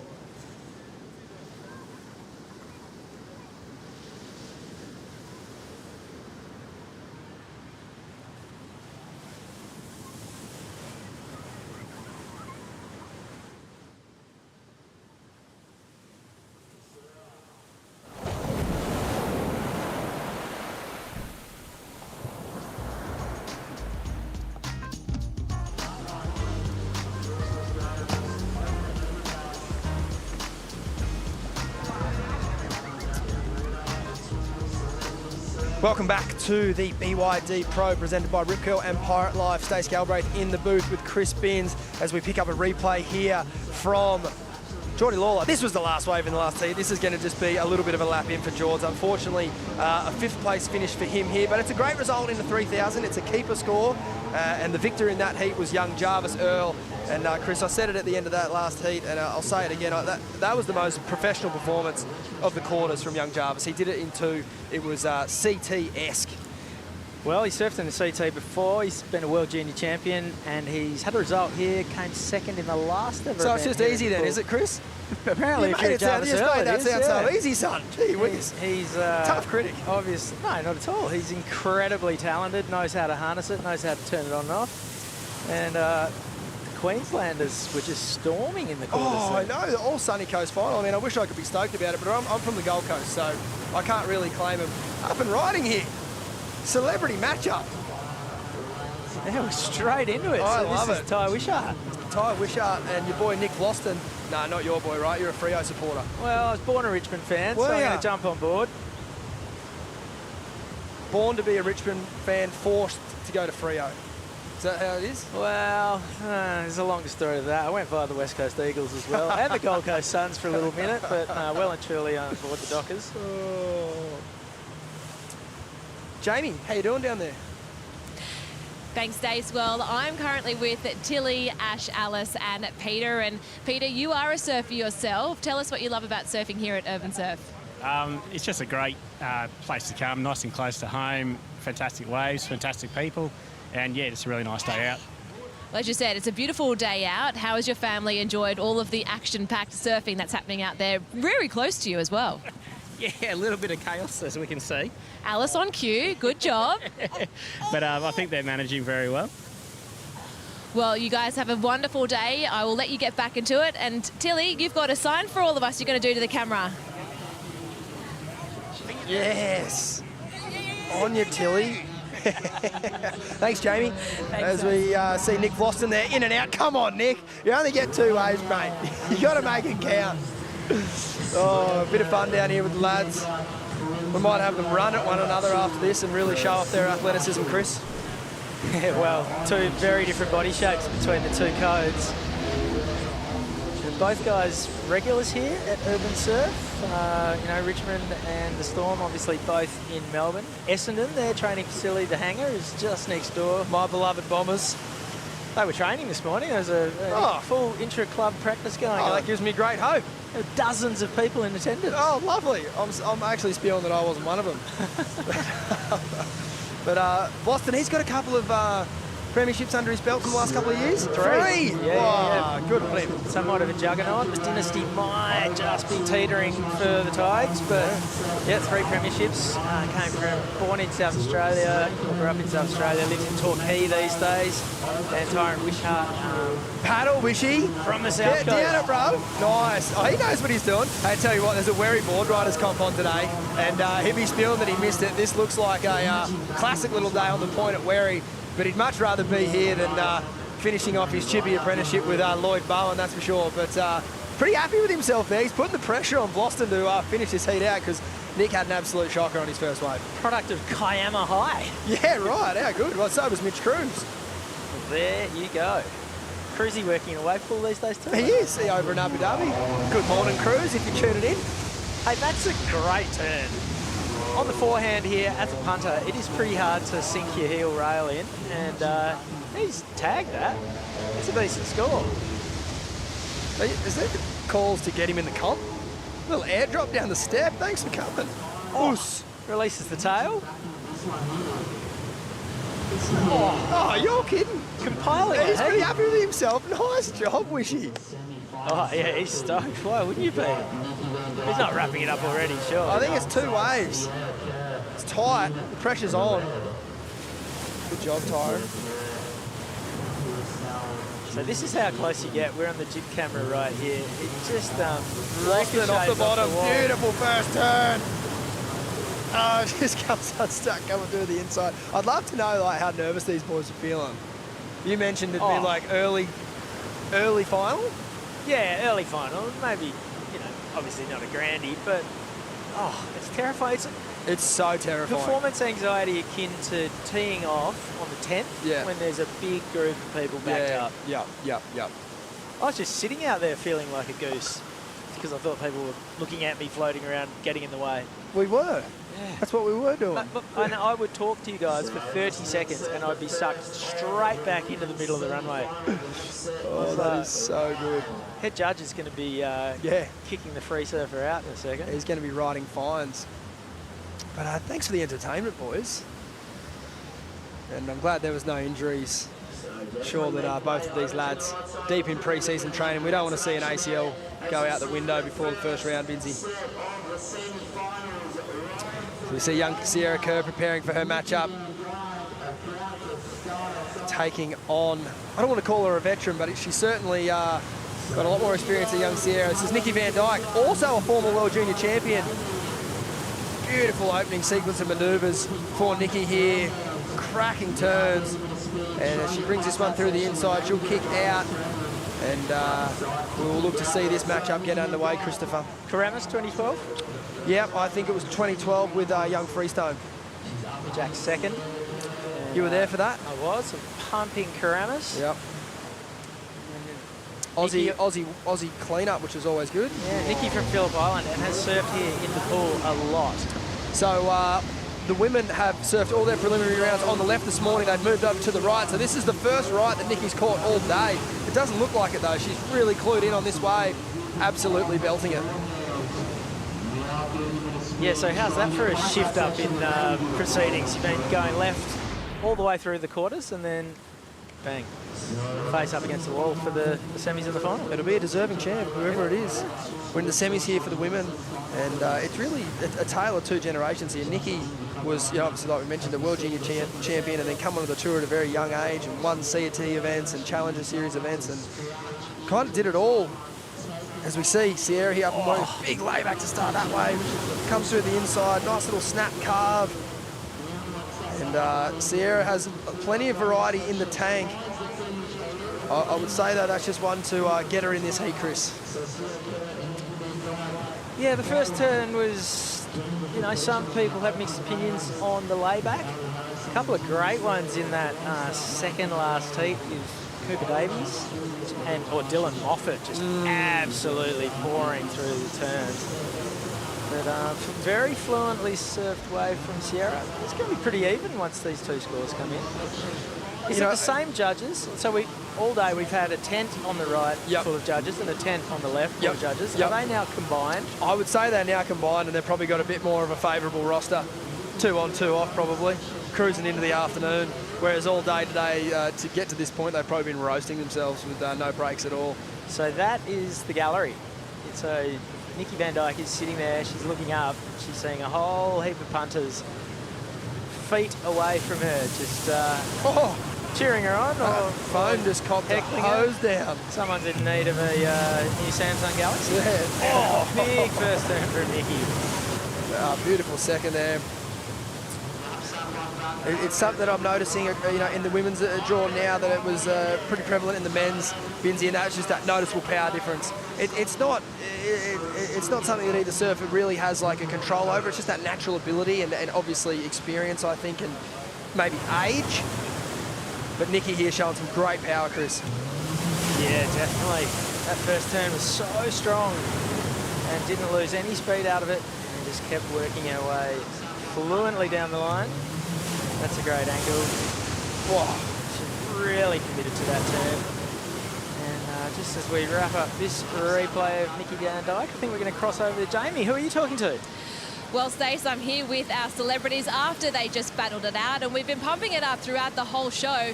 State versus state and code versus code. So I'll be interested to see who the boys think have won out of each other. And Nick, how did you find the conditions out there? Pretty tricky. I've never surfed that setting before, so I was pretty nervous. Just wanted to make a drop. I'd rather play in front of 80,000 people at the G than that. I was shitting myself, so that was a bit of fun. And Tyron, how did you find it? Because you were here yesterday practicing, weren't you? Yeah, I was here. It wasn't just me, it was Nick as well. But yeah, same goes. I felt it pretty tricky. Haven't surfed that setting before, but yeah, it was a bit of fun anyway, and loved it. Hey, Jamie, well, got great me? job, boys. And point to who you think has won. I don't win many, but I'll give We'll go. NRL, we'll take that. See who takes it. Thanks so much, guys. You don't have the whole code behind you today, Nick. It's mono today, and it was certainly Tyron on top. The pride of the Gerringong Lions. And while we were having that little chat with Jamie, Sierra Kerr has laced one together. A little bit caught up on that second last turn, but committed to the end section and stomped that one. A couple of really strong turns to get things going as well. It's a good story, the Melbourne Storm, isn't it? Come to the AFL state early on in their tenure. It might have even been their first go at it. Was it their first or second year they won the premiership? Like, it doesn't get much better than that. Can't say the same thing for all the Gold Coast teams that have sprung up, Lindsay. Yeah, the Western Reds weren't that great either. Here we go, up and riding, Nikki Van Dyke. She's a big Richmond supporter. She'll be fired up. She'll be trying to get one back for the Tigers. Unfortunately fallen off there, but big fan of both the codes and plenty of respect for both the lads that put their bodies on the line every week. And yeah, it's interesting to hear Nick say that he'd rather play in front of 80,000 instead of 5 people next to the takeoff zone up there, but it's nice to know what gets him rattled. Mate, you were trying to G me up to catch a wave. Oh, come on. I was terrified. It is terrifying. Absolutely terrified, especially with the backpack with the headphones and whatnot. There was, yeah, the audio boys told me to look after their gear, so I'm gonna take that line. We'll have to believe you on that one because only you can hear them. Just responsible broadcasting. Never mind the fact that Strider would be throwing himself over the ledge at cloud break. Yeah. Some good scores in here, a 7.67 for Nikki's best wave, down to a 6.83 for Sierra. And, as I mentioned earlier, both great styles of surfing, but I would say the judges just appreciating Nikki's just a bit more power on the rail there. But both ladies doing fantastic surfing here as we see Sierra Kerr going to get an opportunity here to surpass Nikki. She's going to need about a 7 to do it, so it'll be her best ride. Beautiful first bottom turn here, so you can sort of, a sign of a good bottom turn is how much spray the surfer throws off their rail, and she certainly had that as she comes through to the inside. And another sequence of nice manoeuvres, Chris, but I do wonder when it will be time for Sierra to show us what she's capable of above the lip. Yeah, that was a really fluent wave, just seamlessly from turn to turn, but kind of lacking just that one moment. And we know that she's got that in spades. These first couple of turns were beautiful. That was really crisp connection. Straight in that second turn. Then you were thinking maybe she was going to look for a ramp or throw the fins on the end section, but it wasn't quite to be. Has a nice wave. It's still going to be a great score. I do wonder if it's going to be enough, though. I think it's going to be right around that number. She needs a 7.02, and I wouldn't be surprised if it comes in sort of similar to the 6.83, or if it's the score, it's just the score. There I am, wrong again for the second time today. An 8.07, absolutely smashed out of the park. Sierra Kerr to the lead, Chris. Wow, excellent, huge. So yeah, easily her best wave. And now it's Nikki Van Dyke with a job to do. 7.24, the requirement. First turn, overcooks it, goes down. That was the turn. That was a beautiful that's the big situation. turn. You can't afford to hold back. Yeah. Like that, and unfortunately, it's all just flipped on that last exchange. You can see the frustration there from Nikki. You don't need to guess what she said there. You see her just check out the wall as she's paddling in just for her positioning, but it's a beautiful connection here. Tripped the fins, but maybe just a little too much, and unfortunately couldn't bring that one around. And so this is a free run, free swing. I mentioned it earlier, we were just talking about Sierra wanting to go to the air. Do you think she tries now to get a rep under her belt, or does she kind of keep that under her, as a bit of an ace? The wind's not ideal. It's not ideal, but I think further along the wave, particularly in the women's division, a blowtail kind of reverse on the end, I think, would score very highly. No one's doing it. It definitely would. And yeah, I don't think they need to do it on the first section. There's a reason why people aren't doing it. Even, watching a few of the men's heats just then, they were kind of saying, oh, it's gusting up a bit at the moment. It is, particularly on the first section. I think there would be, a little more of a high chance to make something on the inside. But nevertheless, a beautiful turn out of the lip there to start. Watch her make us look stupid right now and launch a big punt off this round. Yeah, I'm calling it. I'd love to see her do it. But you're right, it will be difficult. The wind is coming across the wave now behind the surfer's back, so it's not an ideal wind direction. But Sierra Kerr will not need to do it. She did it on the rail over Nikki Van Dyke. It was beautiful traditional surfing there from Sierra. And that'd have to feel really, really good to get one over Nikki in, a situation where she had to come from behind to get the win. And sort of beat her on her own strengths. Like Nikki's hope of winning was going to be rail turns, and that's how Sierra's beaten her without having to dig deep into her toolkit and take to the sky. So very, a result there that Sierra Kerr will take a lot of confidence from. Absolutely. Just in case she doesn't have enough confidence. I reckon there's a fair bit of confidence winning in there. Everything that she goes in. That's right. She's been on fire. She's put out an amazing part. It's not online yet, but if you're near any kind of theatre that she's premiering it in, I'd definitely go and check it out. I haven't seen it, but I'm sure it's amazing. Tell me more. It's called Precursor. And I think it's a documentation of Sierra Kerr's last 12 months, but up and riding, shimmy disco, Dimity Storm, big Hoyo Larry off the top of the lip. She brings it through the inside, another slash down, and a bit of variety there. Hey, that was a huge score if she'd ridden out of that last one. She was almost a little out in front of the wave the whole time, Chris, as we see the replay here. It's a different first turn for Dimity. Not really used to her seeing it. This is more Dimity's bread and butter here. Beautiful carve, but she was just a little too far away from where she thought the whitewash was, because usually that can kind of spring you back on top of your board, but unfortunately there was just a bit of daylight between where the turn was and where the power in the wave was. So Tom Carroll-esque spray she's got on her board as well. She loves the old guns. MR, Tom Carroll, she's an absolute surf. Tragic, bit of nostalgia. Aren't we all? Yes, we are. Chris, I'm going to take a short break. I'm going to welcome in Mr. James Miles, who apparently owns this park. I heard that. Jimmy Miles, congratulations on the new acquisition and addition to the portfolio.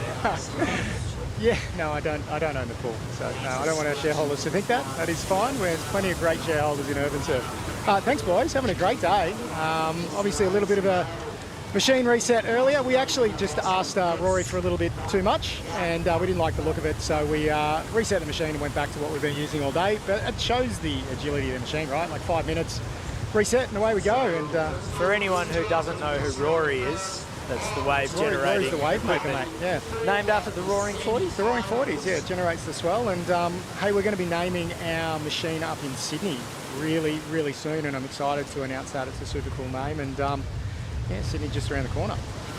Ellie Harrison here, someone that has spent a lot of time in the pool, and she's just come along in leaps and bounds. I'm not going to claim all credit for the relationship that Surfing Victoria has with URBNSURF, but her surfing over the last couple of years have been amazing, and 2 spots off the Challenger Series last year, and result today, she'll be hoping for it.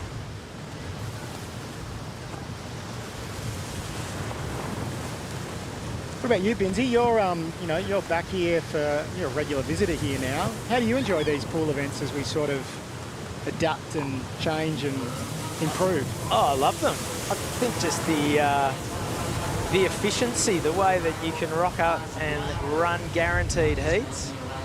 No surfer can be upset if they bow out. It takes out a lot of variables. I think we all agree it will never replace the real thing. There's no threat to surfing competitions being held in the ocean, but it's an incredible tool for a surfer, whether competitively or free surfing. You can get so much done in such a short amount of time, and it's guaranteed. Yeah, whole event a day, no waiting period, great for the athletes, and that's why I think it suits this Challenger Series, qualification series. The regional qualifications are about access, and this is a really accessible event to a lot of people. And I mean, Dimity, this is another clash of 8. We had it Nikki Van Dyke up against Sierra Kerr in the last heat, and then obviously here Ellie versus Dimity. These clashes of generations, because these surfers can come together, and it's just fantastic. I'm so excited to see what's next for Ellie Harrison. She's such a great surfer, such a great person. She's an important part of Torquay board riders, and it's really great to see this next generation of young female surfers. It's just incredible. All right, here goes Ellie Harrison. Red jersey, purple board. The aesthetics are very pleasing in contrast to the aqua pool. And she's absolutely slammed that one from start to finish. That's going to be a decent number. All right, so we've got Jimmy Miles from URBNSURF having a chat with me. We might just cross down to Jamie now, who's going to talk to Will from the WSL. Yeah, certainly am. I am with Will Hayden-Smith from WSL, and the wind has picked up a little bit before us up here, but Will, tell us about the pool concept. This is a relatively new development for WSL, and how exciting is it for a new format? Yeah, it's super exciting.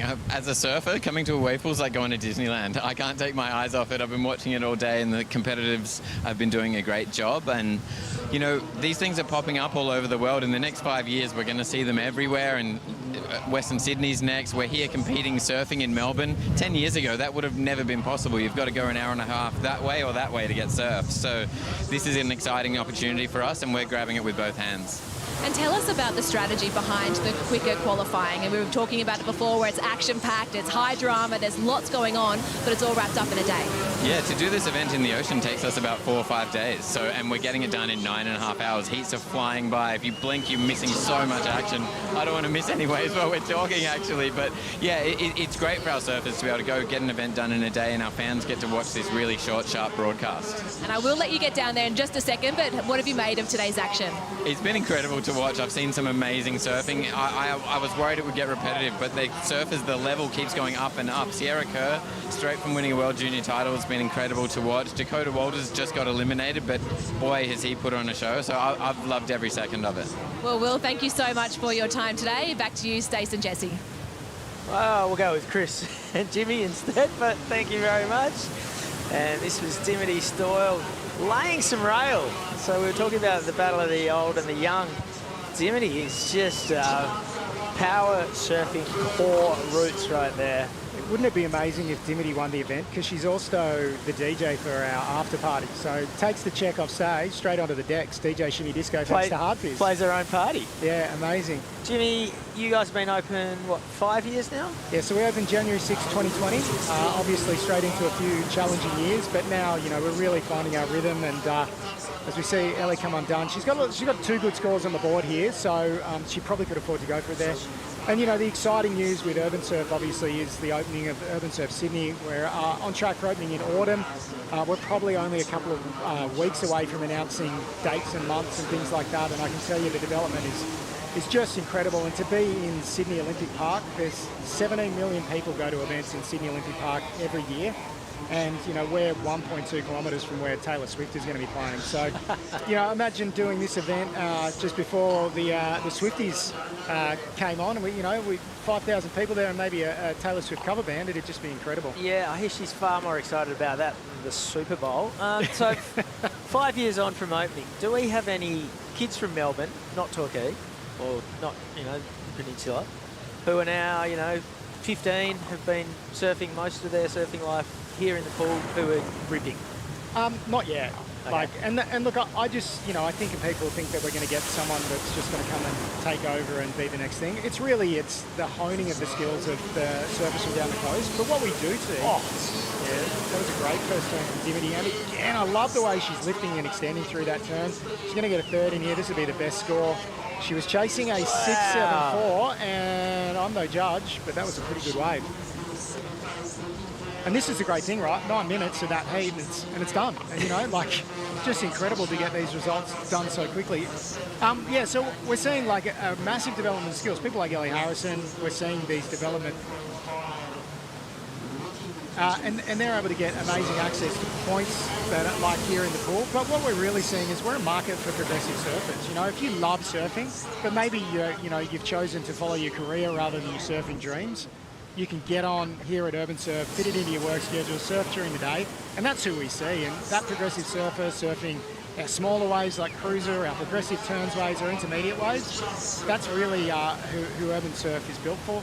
We also get a lot of school groups coming out and doing learn to surf experiences, as we see. Look at that surf. Let's talk about this wave of Dimity's, because the wave does behave differently to an ocean wave. It sort of doesn't quite stand up and bowl back at you as much. So to be able to lay it on rail like Dimity's has done, that is really hard.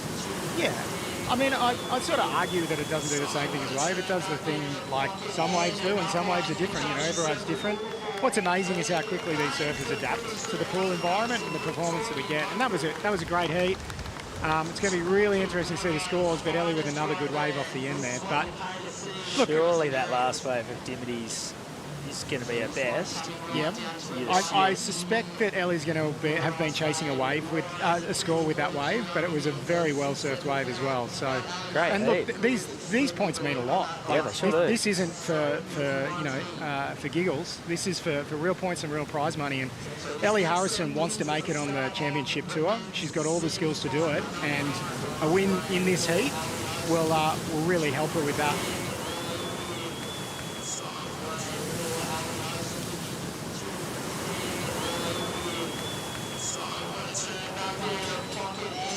Oh, okay, this is going to be a great exchange. All right, the last score came in for Dimity at a 7.27.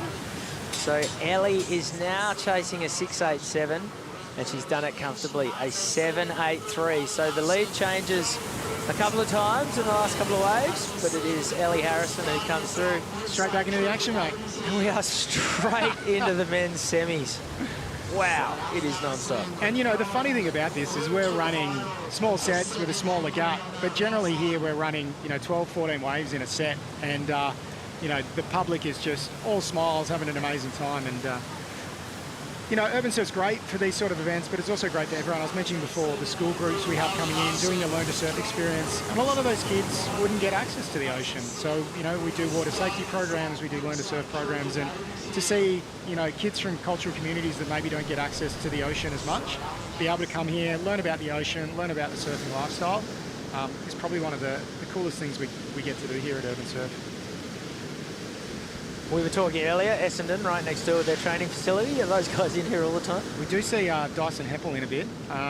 Actually, it's funny, this year with Sydney, we're working with some of the clubs, GWS, on their hydrotherapy in winter, so the guys coming post-game before they go to the airport, waiting in the lagoon. Obviously the water's a little cooler in winter. But yeah, we do see a lot of athletes and celebrities and people coming through because, where else would you rather be? So this surfing is amazing from Alistair Reginato. I remember first seeing him in the ABBs and thinking, this kid's incredible, but his development over the last 12 months. Incredible. That first turn, if we can get the replay of it, just the torque. He just ripped his upper body around, put on rail, ton of spray. Yeah, he sort of was one of those guys who you thought might have just been a board rider standout, but then he's just kept progressing and progressing, and you know, very much in the Challenger Series mix. I love how relaxed his upper body is here. How is that first turn? Really, really beautiful style. Like, just look how calm he is in the upper body until he needs to get moving, and then how aggressively he's moving through that turn. It's really, really flawless surfing. And I think the judges will like that one. Cooper Davies has been a revelation today as well, though. Just the power he's had. Every time he's been in the pool, you can't help but look in his direction. Yeah, well, he's definitely got his game face on. I was in the pool with him earlier, and normally very affable, you know, good for a laugh. And every time he paddled past me, 1,000-yard stare. Just, I was going to say eyes on the horizon, but maybe eyes on the back wall. Showing just how much this means to these surfers. Here goes the man in blue. Jeez, that was a solid turn to sign off from that wave. So, Benzie, mate, it's been great to be in the booth with you. Talk a bit more about Urban Surf, but hey, look, follow us online. Sydney's coming along. We'll be there in autumn this year. Super exciting couple of weeks for us, and we're super proud for this. And actually, I'm going to do the throw. We'll head down to Jesse, lagoon side here at Urban Surf Melbourne for the BYD Pro. Oh, mate. Ellie, finals time, absolutely ripping out there. And yeah, I don't know, you've got so many reps out here. You've got to think that that's going to give you some confidence going into the final. Yeah, definitely. Yeah, happy we're over at the right. Well, I like both left and right, but I don't know. Yeah, it's a good day. Up against Sierra, should be a good final. She's my good friend, so yeah, happy. The last few years, you've really found your feet in your competitive groove. You know, you went from the pro juniors, kind of figuring out how to compete, to now being a fully fledged just power horse in comps, I guess. You had your first year in the Challenger Series too. You're looking like you've come back stronger. Talk me through how you're feeling in your surfing, but more so your competitive surfing too. Yeah, I feel good. I'm just having a lot of fun. I don't know, like I fully, last year kind of just fell in love with surfing again. So yeah, I'm really happy. I've got like all my family here and lots of friends. So it's, yeah, really good day. Really happy. So yeah, I feel good with under my, yeah. And how badly do you want to get the win for Victoria down here? Yeah, it would be amazing. Yeah, at home in front of all my family, it would be so good. Yeah, definitely the goal for this event. Amazing, good luck. Well, we hope you do it. We hope you bring the win back home for Victoria, and your grandma, your biggest supporter as well. So yeah, good luck to you in the finals. Back to you guys. Thank you. Thank you, Jesse. Holy moly, Alistair Reginato. He's opened up with a 9.5, and then his second wave has come in at an 8.77. So an 18.272 wave total, and he's still got 2 waves up his sleeve. Christopher, it is all happening here. Just beautiful dynamic surfing using the whole contour of the wave.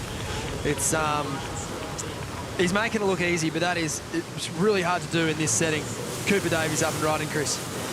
Yeah, and I don't know, Cooper might be a little bit rattled because Alistair is just so unflappable.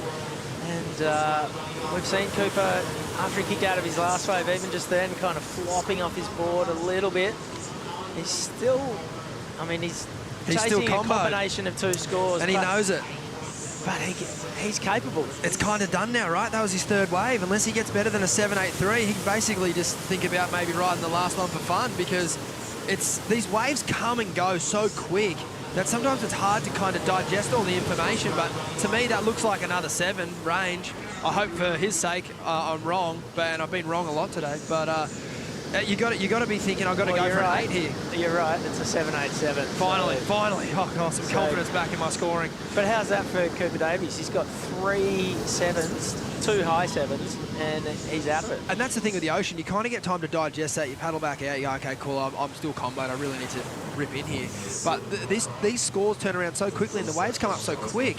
He was kind of still just surfing a really good heat. 15.7 total is amazing, but he needed to go to 8.77 or above on that last wave, and he didn't. So it's going to be Alistair Reginato here, victory lap. Well, this is a penultimate victory lap. He's got 2 victory laps. Oh, right, he did it in 2. Yeah, amazing. That's like Jarvis Earl earlier. Earlier? Oh, yeah, right. So he did it. Yeah, I didn't even mean that, Chris. That's just the beauty of it. It's always great when you can see, all that effort and work that you put in. Just left, right, good night. Thanks for coming. So we've just got free swings all round right now. We've got a wave to come. Does Cooper try sign off with a 10?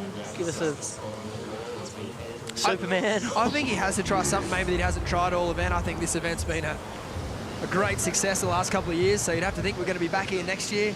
And why not try in the competition setting to try and put something out on the plate that you've never put there before? Yeah. I can't believe that we're already into the semis. This is absolutely non-stop. There's Hubbard's on screen. Gene Hardy. They're enjoying a big day down here. There's 2 surfing families, the Huppards and the Hardys. Big news over your way, aren't they, Chris, the Hardys? They sure are. And worldwide. Oh, they have been for a long time as well. All right, here goes Cooper Davies. Wanting to sign off, save a bit of face. He still made the semis, taking home in 3rd place, but body language not too great there. I heard you and Jimmy talking about it just before. This event means a lot. Obviously, there's a kind of a novelty aspect of it that we are in the pool and it's an event kind of in a controlled environment. But the reality of it is this event goes a long way for these guys and women. 3,000 points is huge. It's huge. A semi-final result in a 3,000 is massive if you're trying to get on the Challenger Series, which these guys are. And the fact that it's here on a Saturday afternoon, you can fly in, you only need accommodation for 1 day, it's right next to the airport, it makes it a lot easier than having to fly to Krui. Yeah. 3 planes to Indonesia, totally. Catch the world's worst van, gets going. 8 hours over a mountaintop, and then get a dud first heat after paying for a week of accommodation. Yeah. No doubt the surf trip will never die, but this is a great way to burn off a bit of steam if you're on a bit of a tough run of waves at your local spot. You can get to this place, from anywhere in the country in a direct flight. So it's ironically, it's pumping here today. I know, Victoria. It's that's why Ellie Harrison's got a win today to make not being at home worth it. Wow, this is a nice, as you said, 2 victory laps for Al. Oh, a little bit of a nose pick, Rev. Reggie brings it in, and he'll be going into the final with a whole heap of confidence. A little bit of flair for Reg. The jewel of the sunny coast was won by Mr. Reginato. And a cuddle to boot. Would have had the whole coast tuning in for that one. Record TV numbers up there. Let's have a look at this replay. This might just end up as a throwaway, but it was pretty spicy and finished off with a bit of flair that we haven't really seen at this point from Reg. And Cooper gives him the, on you, mate. You've absolutely pantsed me. If you want to get done up by someone, at least it's your mate. Good stuff. All right, so we are on into the 2nd semi already. So what, 9.5 minutes to get through a heat at the moment, I think? I liked your T20 call earlier. This is like T9. Yeah. Jarvis Earl won the standout to the event thus far. That's why he's in the semi-finals. From surfing like this, he's stringing this one together. Maximum effort so far on this wave as he whips that one around. It's almost like a run. Like you can see a slope style snowboarder drop in and say, I'm going to hit this, do that, and you can see with Jarvis, he's almost got this run where it's like your 3 turns, get to the end section, your big fin off reverse, and if it all comes together, it's a score. He really has this one on lock.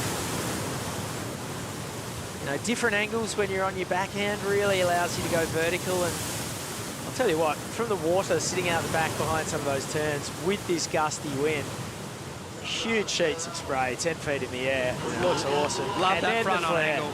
It just shows, you know, how critical and tight he's getting in the wave and how tight he's turning in the pocket. So I'm expecting a big score there for Jarvis. And if there's anyone that can answer back, it's Dill Moffat. He was sensational in his quarterfinal heat earlier, and we'll see his opening ride in a matter of seconds, Chris. Here we go. Dill Moffat, North Narrabeen. Right next to the wall. Riding. A bit of variety there for Dill. Hasn't opened up with the Larry so far, and might have just been looking at the player and not the ball there, Chris. Or was it the spray coming off Jarvis Earl's rail that was just falling into his face? Still landing. An 8.67 for Jarvis Earl. Inches from the wall, just drops in, set sail. That first turn was huge. He actually did a couple of Larrys in his earlier heat. Maybe not quite as punchy as that one. He was well on his way to a decent number, but then the wheels came off halfway down. Yeah, the Larry layback, it's a turn that it gets used very frequently by a lot of the surfers here on the tour. It's like Chris and I were talking about it earlier. It's in some instances it's an easy turn to go to because you're kind of already leaning back on your rail as you're coming up the water and you're leaning on your fins, and then you kind of just keep your body in that same position and then you tweak through the turn at the end, as opposed to a traditional carve where you rotate your upper body. But Dill, you're right, he did have Larrys in his earlier heat, but that one seemed a little lower in the wave, more of a carve, and I think it almost just set his rhythm a little off to what he was used to. Jarvis Earl here, he can really put the pressure on here, Chris. Sure can, an 8.67 already to his name. This is a really similar wave to the last one. That turn was huge though, had to kind of chop hop it a little bit out on the face, forced that one. And I don't think that's going to match his earlier 8.67. So a little bit of variety in the wave there as well, Stacey. Didn't quite get that end section that's allowed him to project. If we're not going to get variety in the surfing, we're going to need variety in the wave to help these surfers showcase what they're capable of. That turn was huge. We have variety in our criteria, Chris, but it is variety on the wave. It's not across your two scores. But in a situation like this, I would say that Jarvis is absolutely ripping, but it is time for him to start showing you know, potentially another turn there in this wave. But I mean, you can't fault him. It's going to be another excellent score. Yeah. And if it comes that easy to you, why would you stop? And how quick is that rotation? Textbook stuff. If you watch that replay again, his head just whips around and the body follows. That was cool. And it's going to be like advantage again to Jarvis as Dylan here is yet to put a score of note on the board. This is his second ride. He really needs to jump up into the excellent range here. Larry Carve to start again. Let's see if he can make amends through the middle. And he does it. The same mistake twice for Dylan Moffat. Uncanny. And Jarvis finds himself in a very similar position to what he did with his other North Narrabeen competitor from the quarters. He's up 2-love so far in this matchup. Dill yet to put a meaningful number on the board. And I think I know what's happening to Dill Moffat. It's all of Jarvis's teeth and hair reflecting off the sun that is taking Dylan's attention away from what he needs to do. This is our Rip Curl team here cheering on there. One of their team riders here, Dylan, he's a fantastic lad and a great surfer, and he's done great things for the Rip Curl brand over the last couple of years. Might have even worked a few shifts in the store at Narrabeen, I think, if I'm not mistaken. Yeah, well, he had the wild card in the Rip Curl Narrabeen Pro in 2021 when we had the Aussie Quaddie brought to us by Rip Curl when COVID was in full cry, and Dill was switching out between working shifts at the Rip Curl store in Narrabeen and surfing heats. He had 2 against Gabriel Medina, and may have even accounted for Leo Fioravanti and Jack Freestone in the elimination round. That's the variety we have been looking for. It's just those subtle differences in the turn, just sitting into the turns a little bit more, rotating through the turn, and there's only so much you can do on your backhand out here, Chris. So I'm being very critical of this young man surfing, but I know he's got the capacity to do it, and I believe we've just seen it there. This is a fantastic ride. Yeah, and I mean, we're obviously being incredibly critical because he got an 8.07 on his last wave, so excellent surfing. And I think So the thing to note for the viewers at home is just where the nose of the board finishes on the turn. Finishes back facing towards the wall, not the beach, which just adds that extra kind of layer of commitment. Oh, just spins it so quickly. So Jarvis came over to my hood a couple of months ago for Red Bull Foam Wreckers, and we got pumping rabbits for a day, and Jarvis was on a catch surf soft top, surfing like this. Just throwing airs, getting backhand, corn drag tubes at rabbits, wild. So yeah, he is one talented kid, obviously with a World Junior title to his name. All right, here goes Dill Moffat.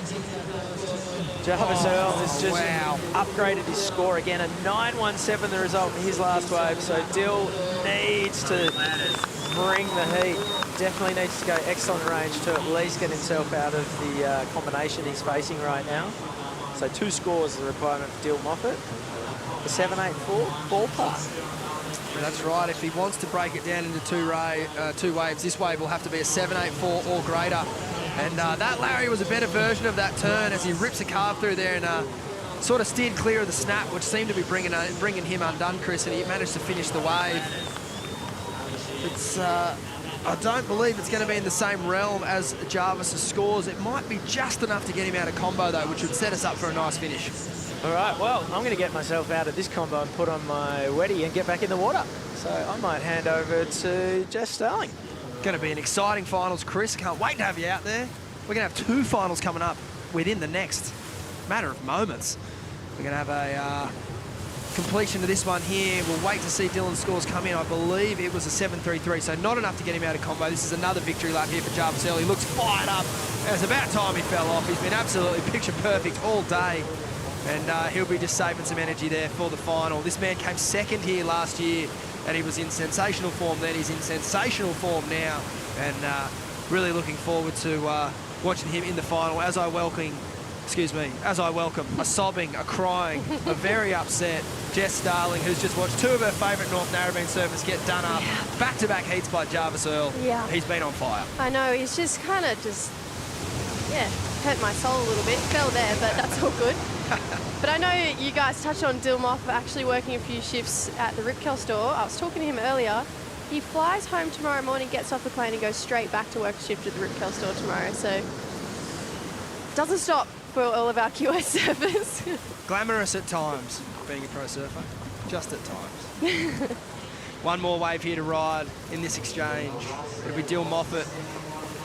Just riding one for the Perso book, I think. See if he can chalk up a bit of fun here, Jess. Yeah, I'd love to see him just go for broke and just absolutely lay everything on the line. Here we go. Here he goes, Dill Moff. Kind of starts every wave with that turn. It's a really classy layback there for Dill. I said it earlier, I'll say it again. I just love his bottom turn. That is the most textbook, beautiful bottom turn I've ever seen. That was a very, very well surfed wave, and that'll feel nice to get on the plane and go home with that one under your belt. You know, prior to that, he didn't really get a whole lot of love out of this heat, but he's a fantastic surfer, and he's going to be happy with an equal 3rd place here, which is what the placings are. You know, obviously 1st and 2nd will decide in the finals, but if you finish up in the semis, you get an equal 3rd, and no doubt his best wave from this heat, Jess. Watching that wave from the more front-on angle, I was like, wow. So much speed and just precision with each and every turn, and yeah, I don't know, if I was Ellie and Sierra watching that from behind, I'd feel all inspired right now. Yeah. It's pretty cool. Obviously, we're turning over the heats here really quick, and we've got the women's final coming right up. So, yeah, certainly don't go anywhere if you've just tuned in. This is the BYD Urban Surf Pro presented by Rip Curl and Pirate Life Beer. That was Ellie's family, this girl right here. That was her family on screen. First wave of the women's final, Jess. Wow. Take it away. Absolutely laying into that turn. Bit of a check turn there and kicks the fins out for a finish. I was just talking to her like 10 minutes ago, so that's how quick these heats are flying by. There it is. There's the Harrison clan. Ellie's grandma, I would have to say, is probably her biggest supporter. It was a good settler, Jess, but is there time for settlers in a final? No. There is not, Stace. Let's be real. I like that turn there, kicks the fins out. I might be being a bit hard on here, eh? This angle actually looks a little better. I liked it. That might have been a bit better than a settler. I might have to take that back here. Let's watch this front angle. Ah, beautiful layback in the pocket there. I kind of thought she got hung up, but she didn't really get hung up at all. She kept her speed and blasted through to the inside. She really drove through that opening carve as well. I quite liked it, Stace. I do too. Upon the replay, I was actually a fan of that ride. And to answer the question, there is no time for a settler. You've got to come out swinging, and Ellie Harrison certainly did that. Sierra Kerr knows that. I still don't think we've seen Sierra's absolute best yet. And I'd be expecting to see it here in the final. Here we go, Sierra Kerr, opening wave for the final. Doing it on the rail there. Those turns are what got her her World Junior title. That's kind of her signature turn there, that snap kick the fins out in the pocket. So again, I feel like we won't see those two scores come into play by the end of the heat. Both of these women have so much more in the tank. We're not seeing them come into play at all. The judges are really taking their time, and I guess rightly so. What they're doing is comparing one to the other before they lock in a score. So the reason why they didn't lock in Ellie's score straight away is they want to see this score as well, get themselves a comparison, set the scale for the heat, and then base the rest of the heat off this opening exchange. So it's a 7 for Ellie, and we'll see where Sierra's wave comes in. I have to think it's pretty similar. I kind of can't pick them. Yeah, I was going to say, I feel like they're pretty on par. I feel like Ellie's had more variety, I guess. But I'm expecting bigger things from both of these women in this final. Yeah, Sierra had to put the wave together a bit better, but maybe a little more risk from Ellie on that second turn, so we'll see how the judges think of it, but certainly very well. And there you go, a 6.93 to a 7, and you can't really blame the judges for not being able to separate that one at all. They were both great starts, and it's juice, as we see up and riding. Vinzi, you there? Sure am. Hey, feels like the wind swung a little bit. It's definitely not howling offshore anymore. It's swirling around the place, but there's definitely a chance for a little bit of flare, I'd say. And the atmosphere down here is pretty good. There's a few nervous surfers in the water right now. There's a big crowd that, as soon as you look down the wall, you can see everyone leaning over. They've all got their phones out. They're all taking videos. And then there's a packed beach as well. So, Chris? Pretty glorious, yes. You are gleaming in this afternoon light sun. Looking stunning. Are you seeing how quickly I'm getting sucked out here? This rip, if I had a step counter for paddling, I'd be off the charts right now on my Apple Watch. Hey, flare in the water. What about the atmosphere? Any chance of the flare on land? Yeah, we'll see what happens. Chris Binns, ladies and gentlemen. Captain of fun. Sets approaching. Oh, I did so well all day, and I've just cracked my first shitty wave pool joke. Oh my gosh. You caught me off guard there, Stace. Up and riding. Expect it when you least expect it. Yes, Sierra Kerr up and riding. Beautiful frontside calves. Layback variety. Another snap in the pocket. This is going to be a score, I think, that will help the judges sort of separate their scale, and she knows it. Drops the shoulders, a la John Florence. And that is definitely going to be a wave. We just saw Ellie Harrison slip up on her second ride, not Sierra Kerr. That is a great way to put her name on that trophy.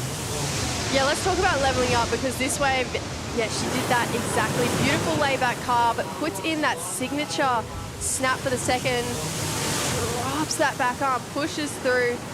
Like I said, signature snap for the second, comes up again, steeper part of the wave, and then it finishes off with an even better one. She likes it. She goes, okay, at the end of that wave. She really liked the way that one felt, and yeah, I feel like she's going to get rewarded well. There it is, 8-point ride.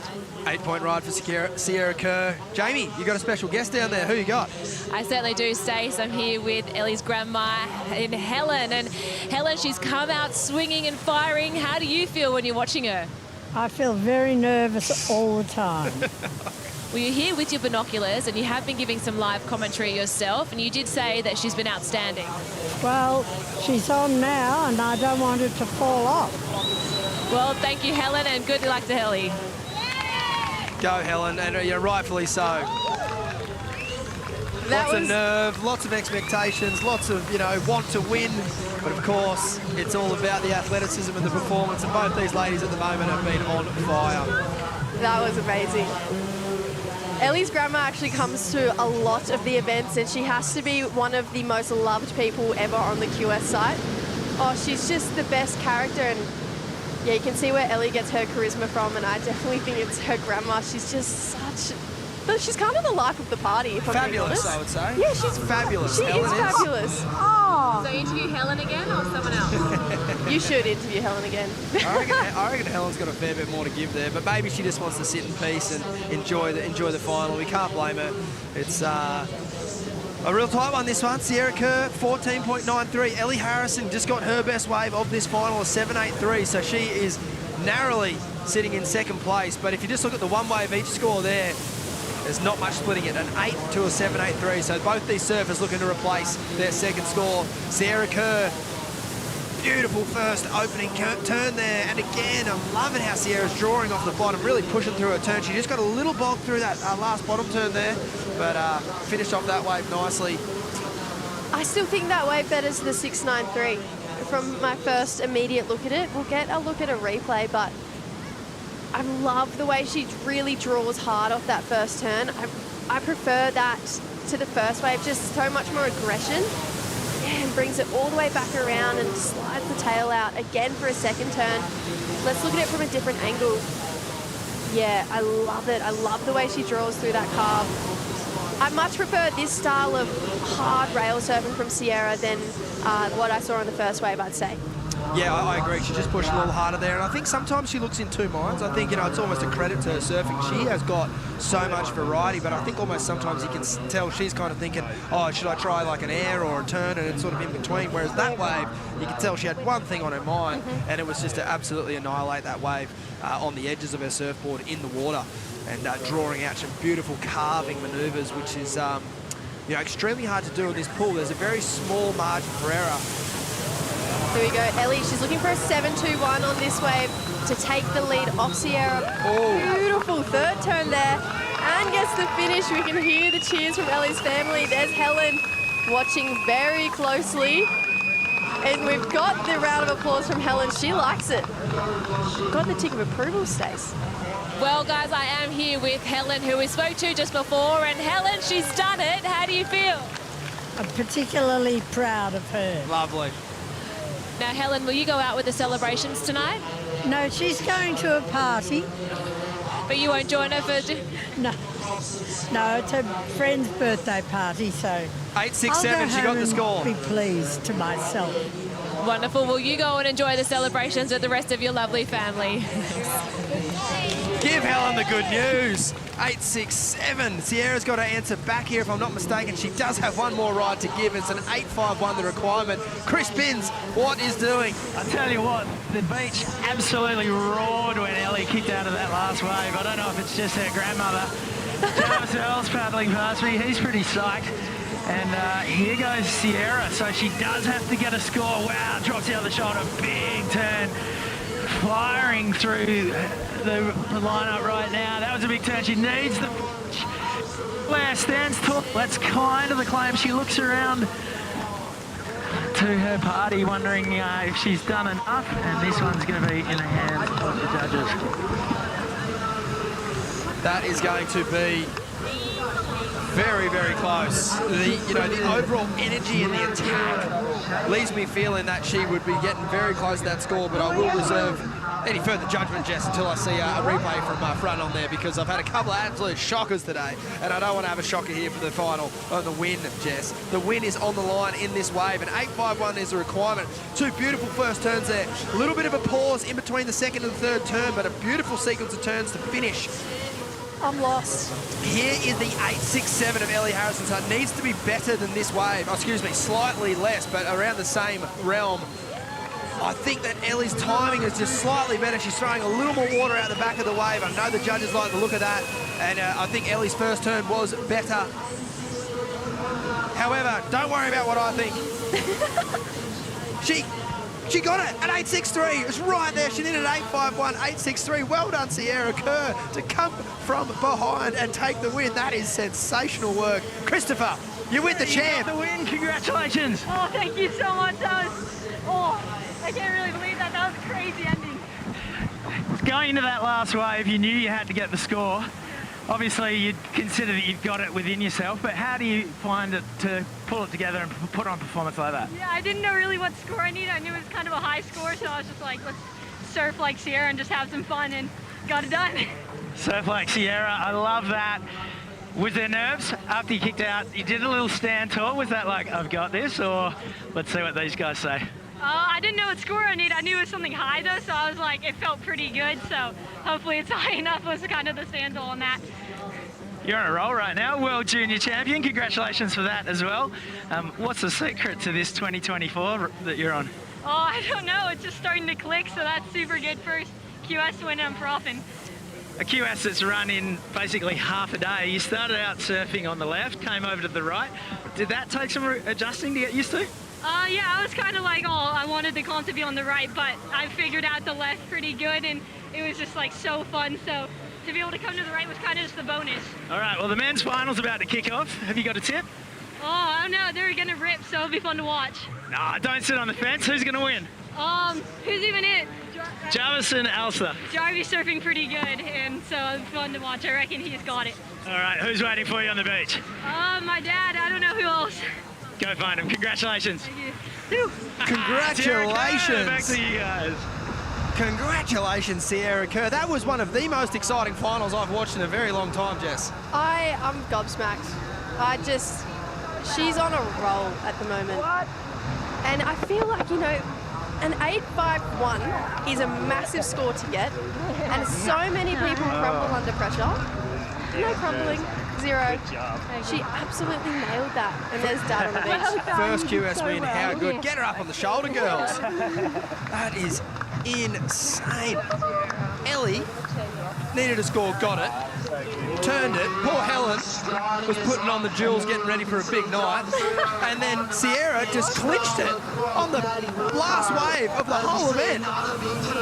And now we're into the men's final. Jarvis Earl up and riding. Wow-wee. Of the run that he's been putting together, that was one of the better versions we've seen all day. I have no words. And it's not very often I don't have any words. Oh my gosh. Okay. Replay, Jess. Talk us through it. I don't even know what to say. This was incredible. This wave kicks the fins out there and then links a third turn together perfectly, and that was the best finish we've seen him put together today. Jarvis Earl. Oh my. What? I reckon he's got fire in his belly, because I thought he was the best surfer in this event last year, and he came second to Xavier Huxtable, who was also on fire. But I would say Jarvis looked the best from start to finish, whereas Xavier peaked in the final, which is what you want to do. And I know Jarvis doesn't want to let that happen again, and he's just come out of the gates here absolutely swinging. I would be very surprised if that's not the highest score of the day. I was going to say that is excellent every day of the week. There it is, 9.5. 9.5, Jarvis Earl. Is he going to do it again in 2 waves? Maybe. The record would say yes. He has just been so consistent. Alistair Reginato, he has also been sensational. Sequence of beautiful, nice opening carves here as we bring it through the inside with Alistair. Wow. That was a massive connection there. And he gets the finish of the wave, but it just, to me, is going to have to be a little bit stronger in the whole dimension of the wave. If you're looking at turn for turn, Alistair's got him with the power, but he's going to have power on every single punch. There cannot be any slip-ups. No. He's been getting pretty excellent scores for surfing like this, though, all event. He's got that opening carve just on lock. So he's doing what he knows is getting him scores, but when I think you come up against an athlete like Jarvis, I mean, you've just got to add surfing with a little bit of flair, just like that third turn. I think you're right. The flair's there. It just needs to be at every account. And credit to Sierra. Something she said there in that amazing interview with Chris was Sierra just got to surf like me. That's something that gets away from all these competitors in the moment. You think you have to do more than what you've been doing, and it's not the case. You showcase what you've been doing, and you showcase it as best you can. And Alistair's done that here, but look, he's a point, if you look at it just on the numbers, he's a 1.5 points off the start of Jarvis, which is a dangerous place to be, as we see Jarvis Earl here up and riding with his second ride. Beautiful first turn. He could win this event on this wave right here, Jess. Oh my goodness, he's just linking together yet another. Oh no. Haven't seen that today, but that's okay. He's got 2 more waves. But I like what Sierra said as well, just to add to that. So many people get caught up in competing, of course, against the other person, but get so caught up in what their scores are. where I feel like Sierra was just living in the world, like, I just need to better my last wave. And, you know, as we all have grown up in surfing the ocean, that does come into play. You do have to play your competitor. You have to know their strengths and their weaknesses, and you play them off against your own. That is completely out of the equation here. This is just straight performance. Jarvis, this is the replay of that last one. He's going to have to finish this wave on his next attempt to make sure he secures the win off Alistair, because, yeah, you wouldn't want to say I've got second at that event 2 years in a row, but I feel like he's in pretty good form. I don't think he ever stopped smiling. Just got a little look back to the camera.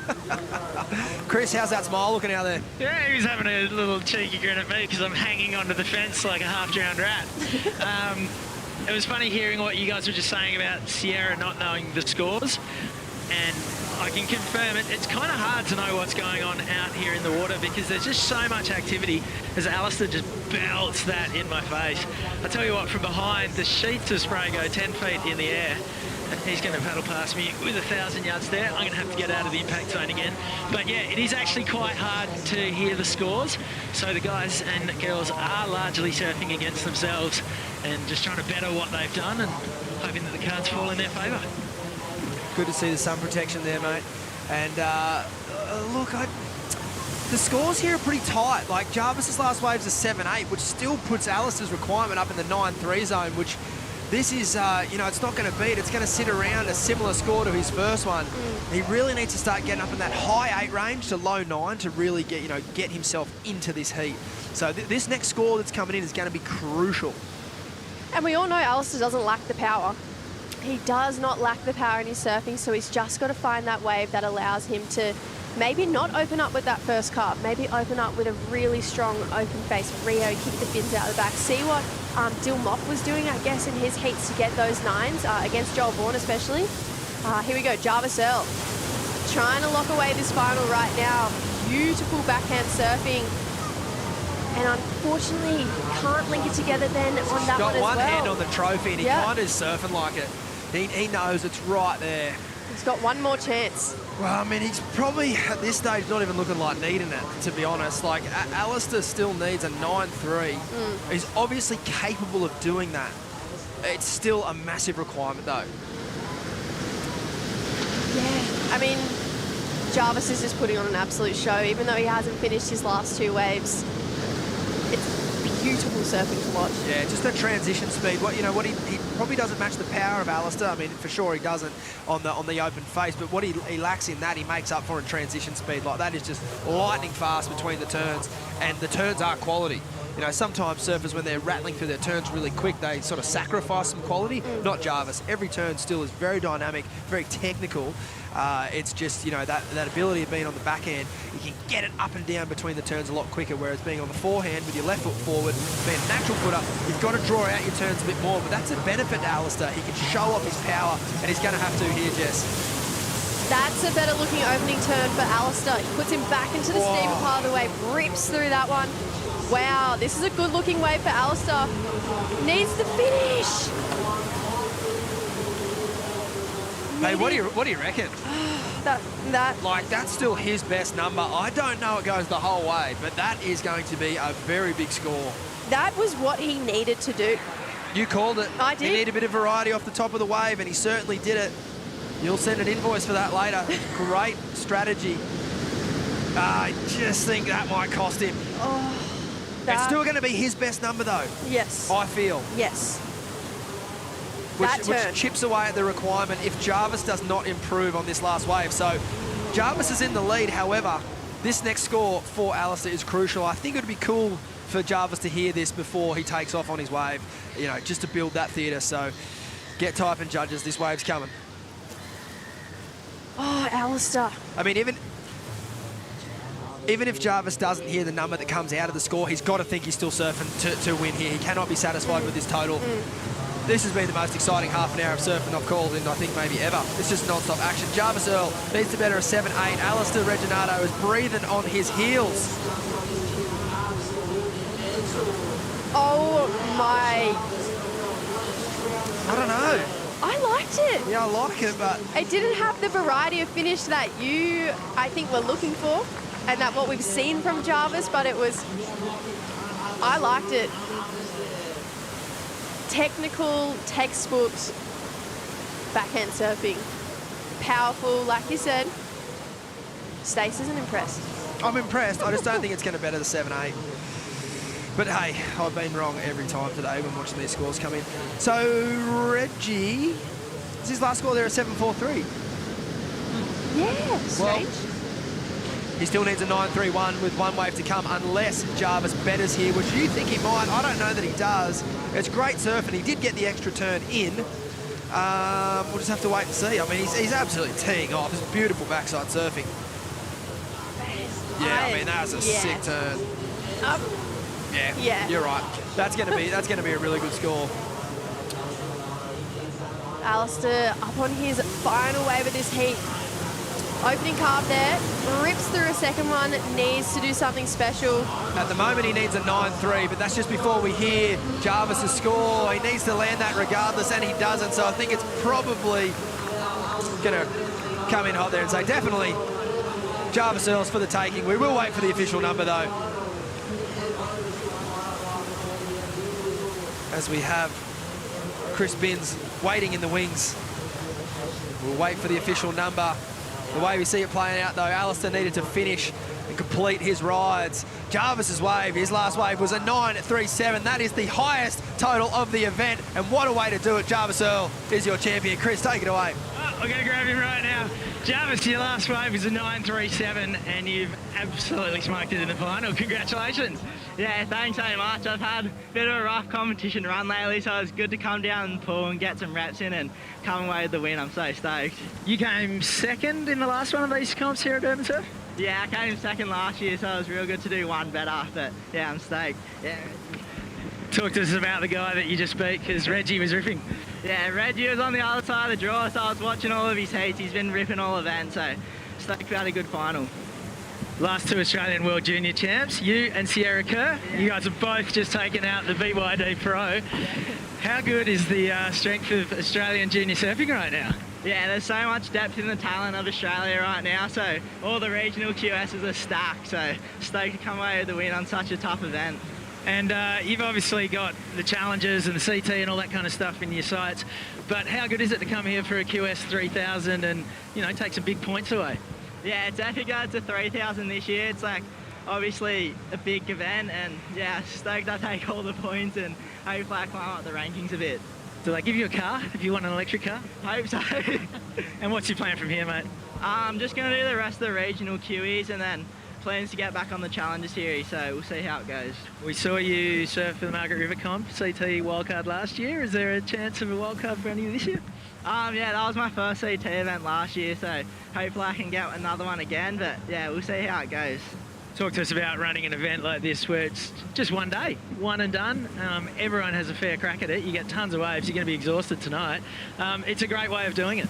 Yeah, it's an epic event. Like, as you say, you come down one day, you know exactly the wave you're going to surf and makes it nice and fair, so yeah, it's good.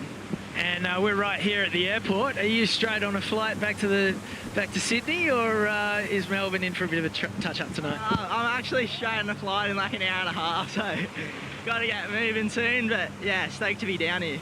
Well, you've got a big trophy to throw in your carry-on, and you've got some money to pay for the excess baggage, so congratulations, mate, and good luck for the rest of the year. Yeah, thanks, Spinsy.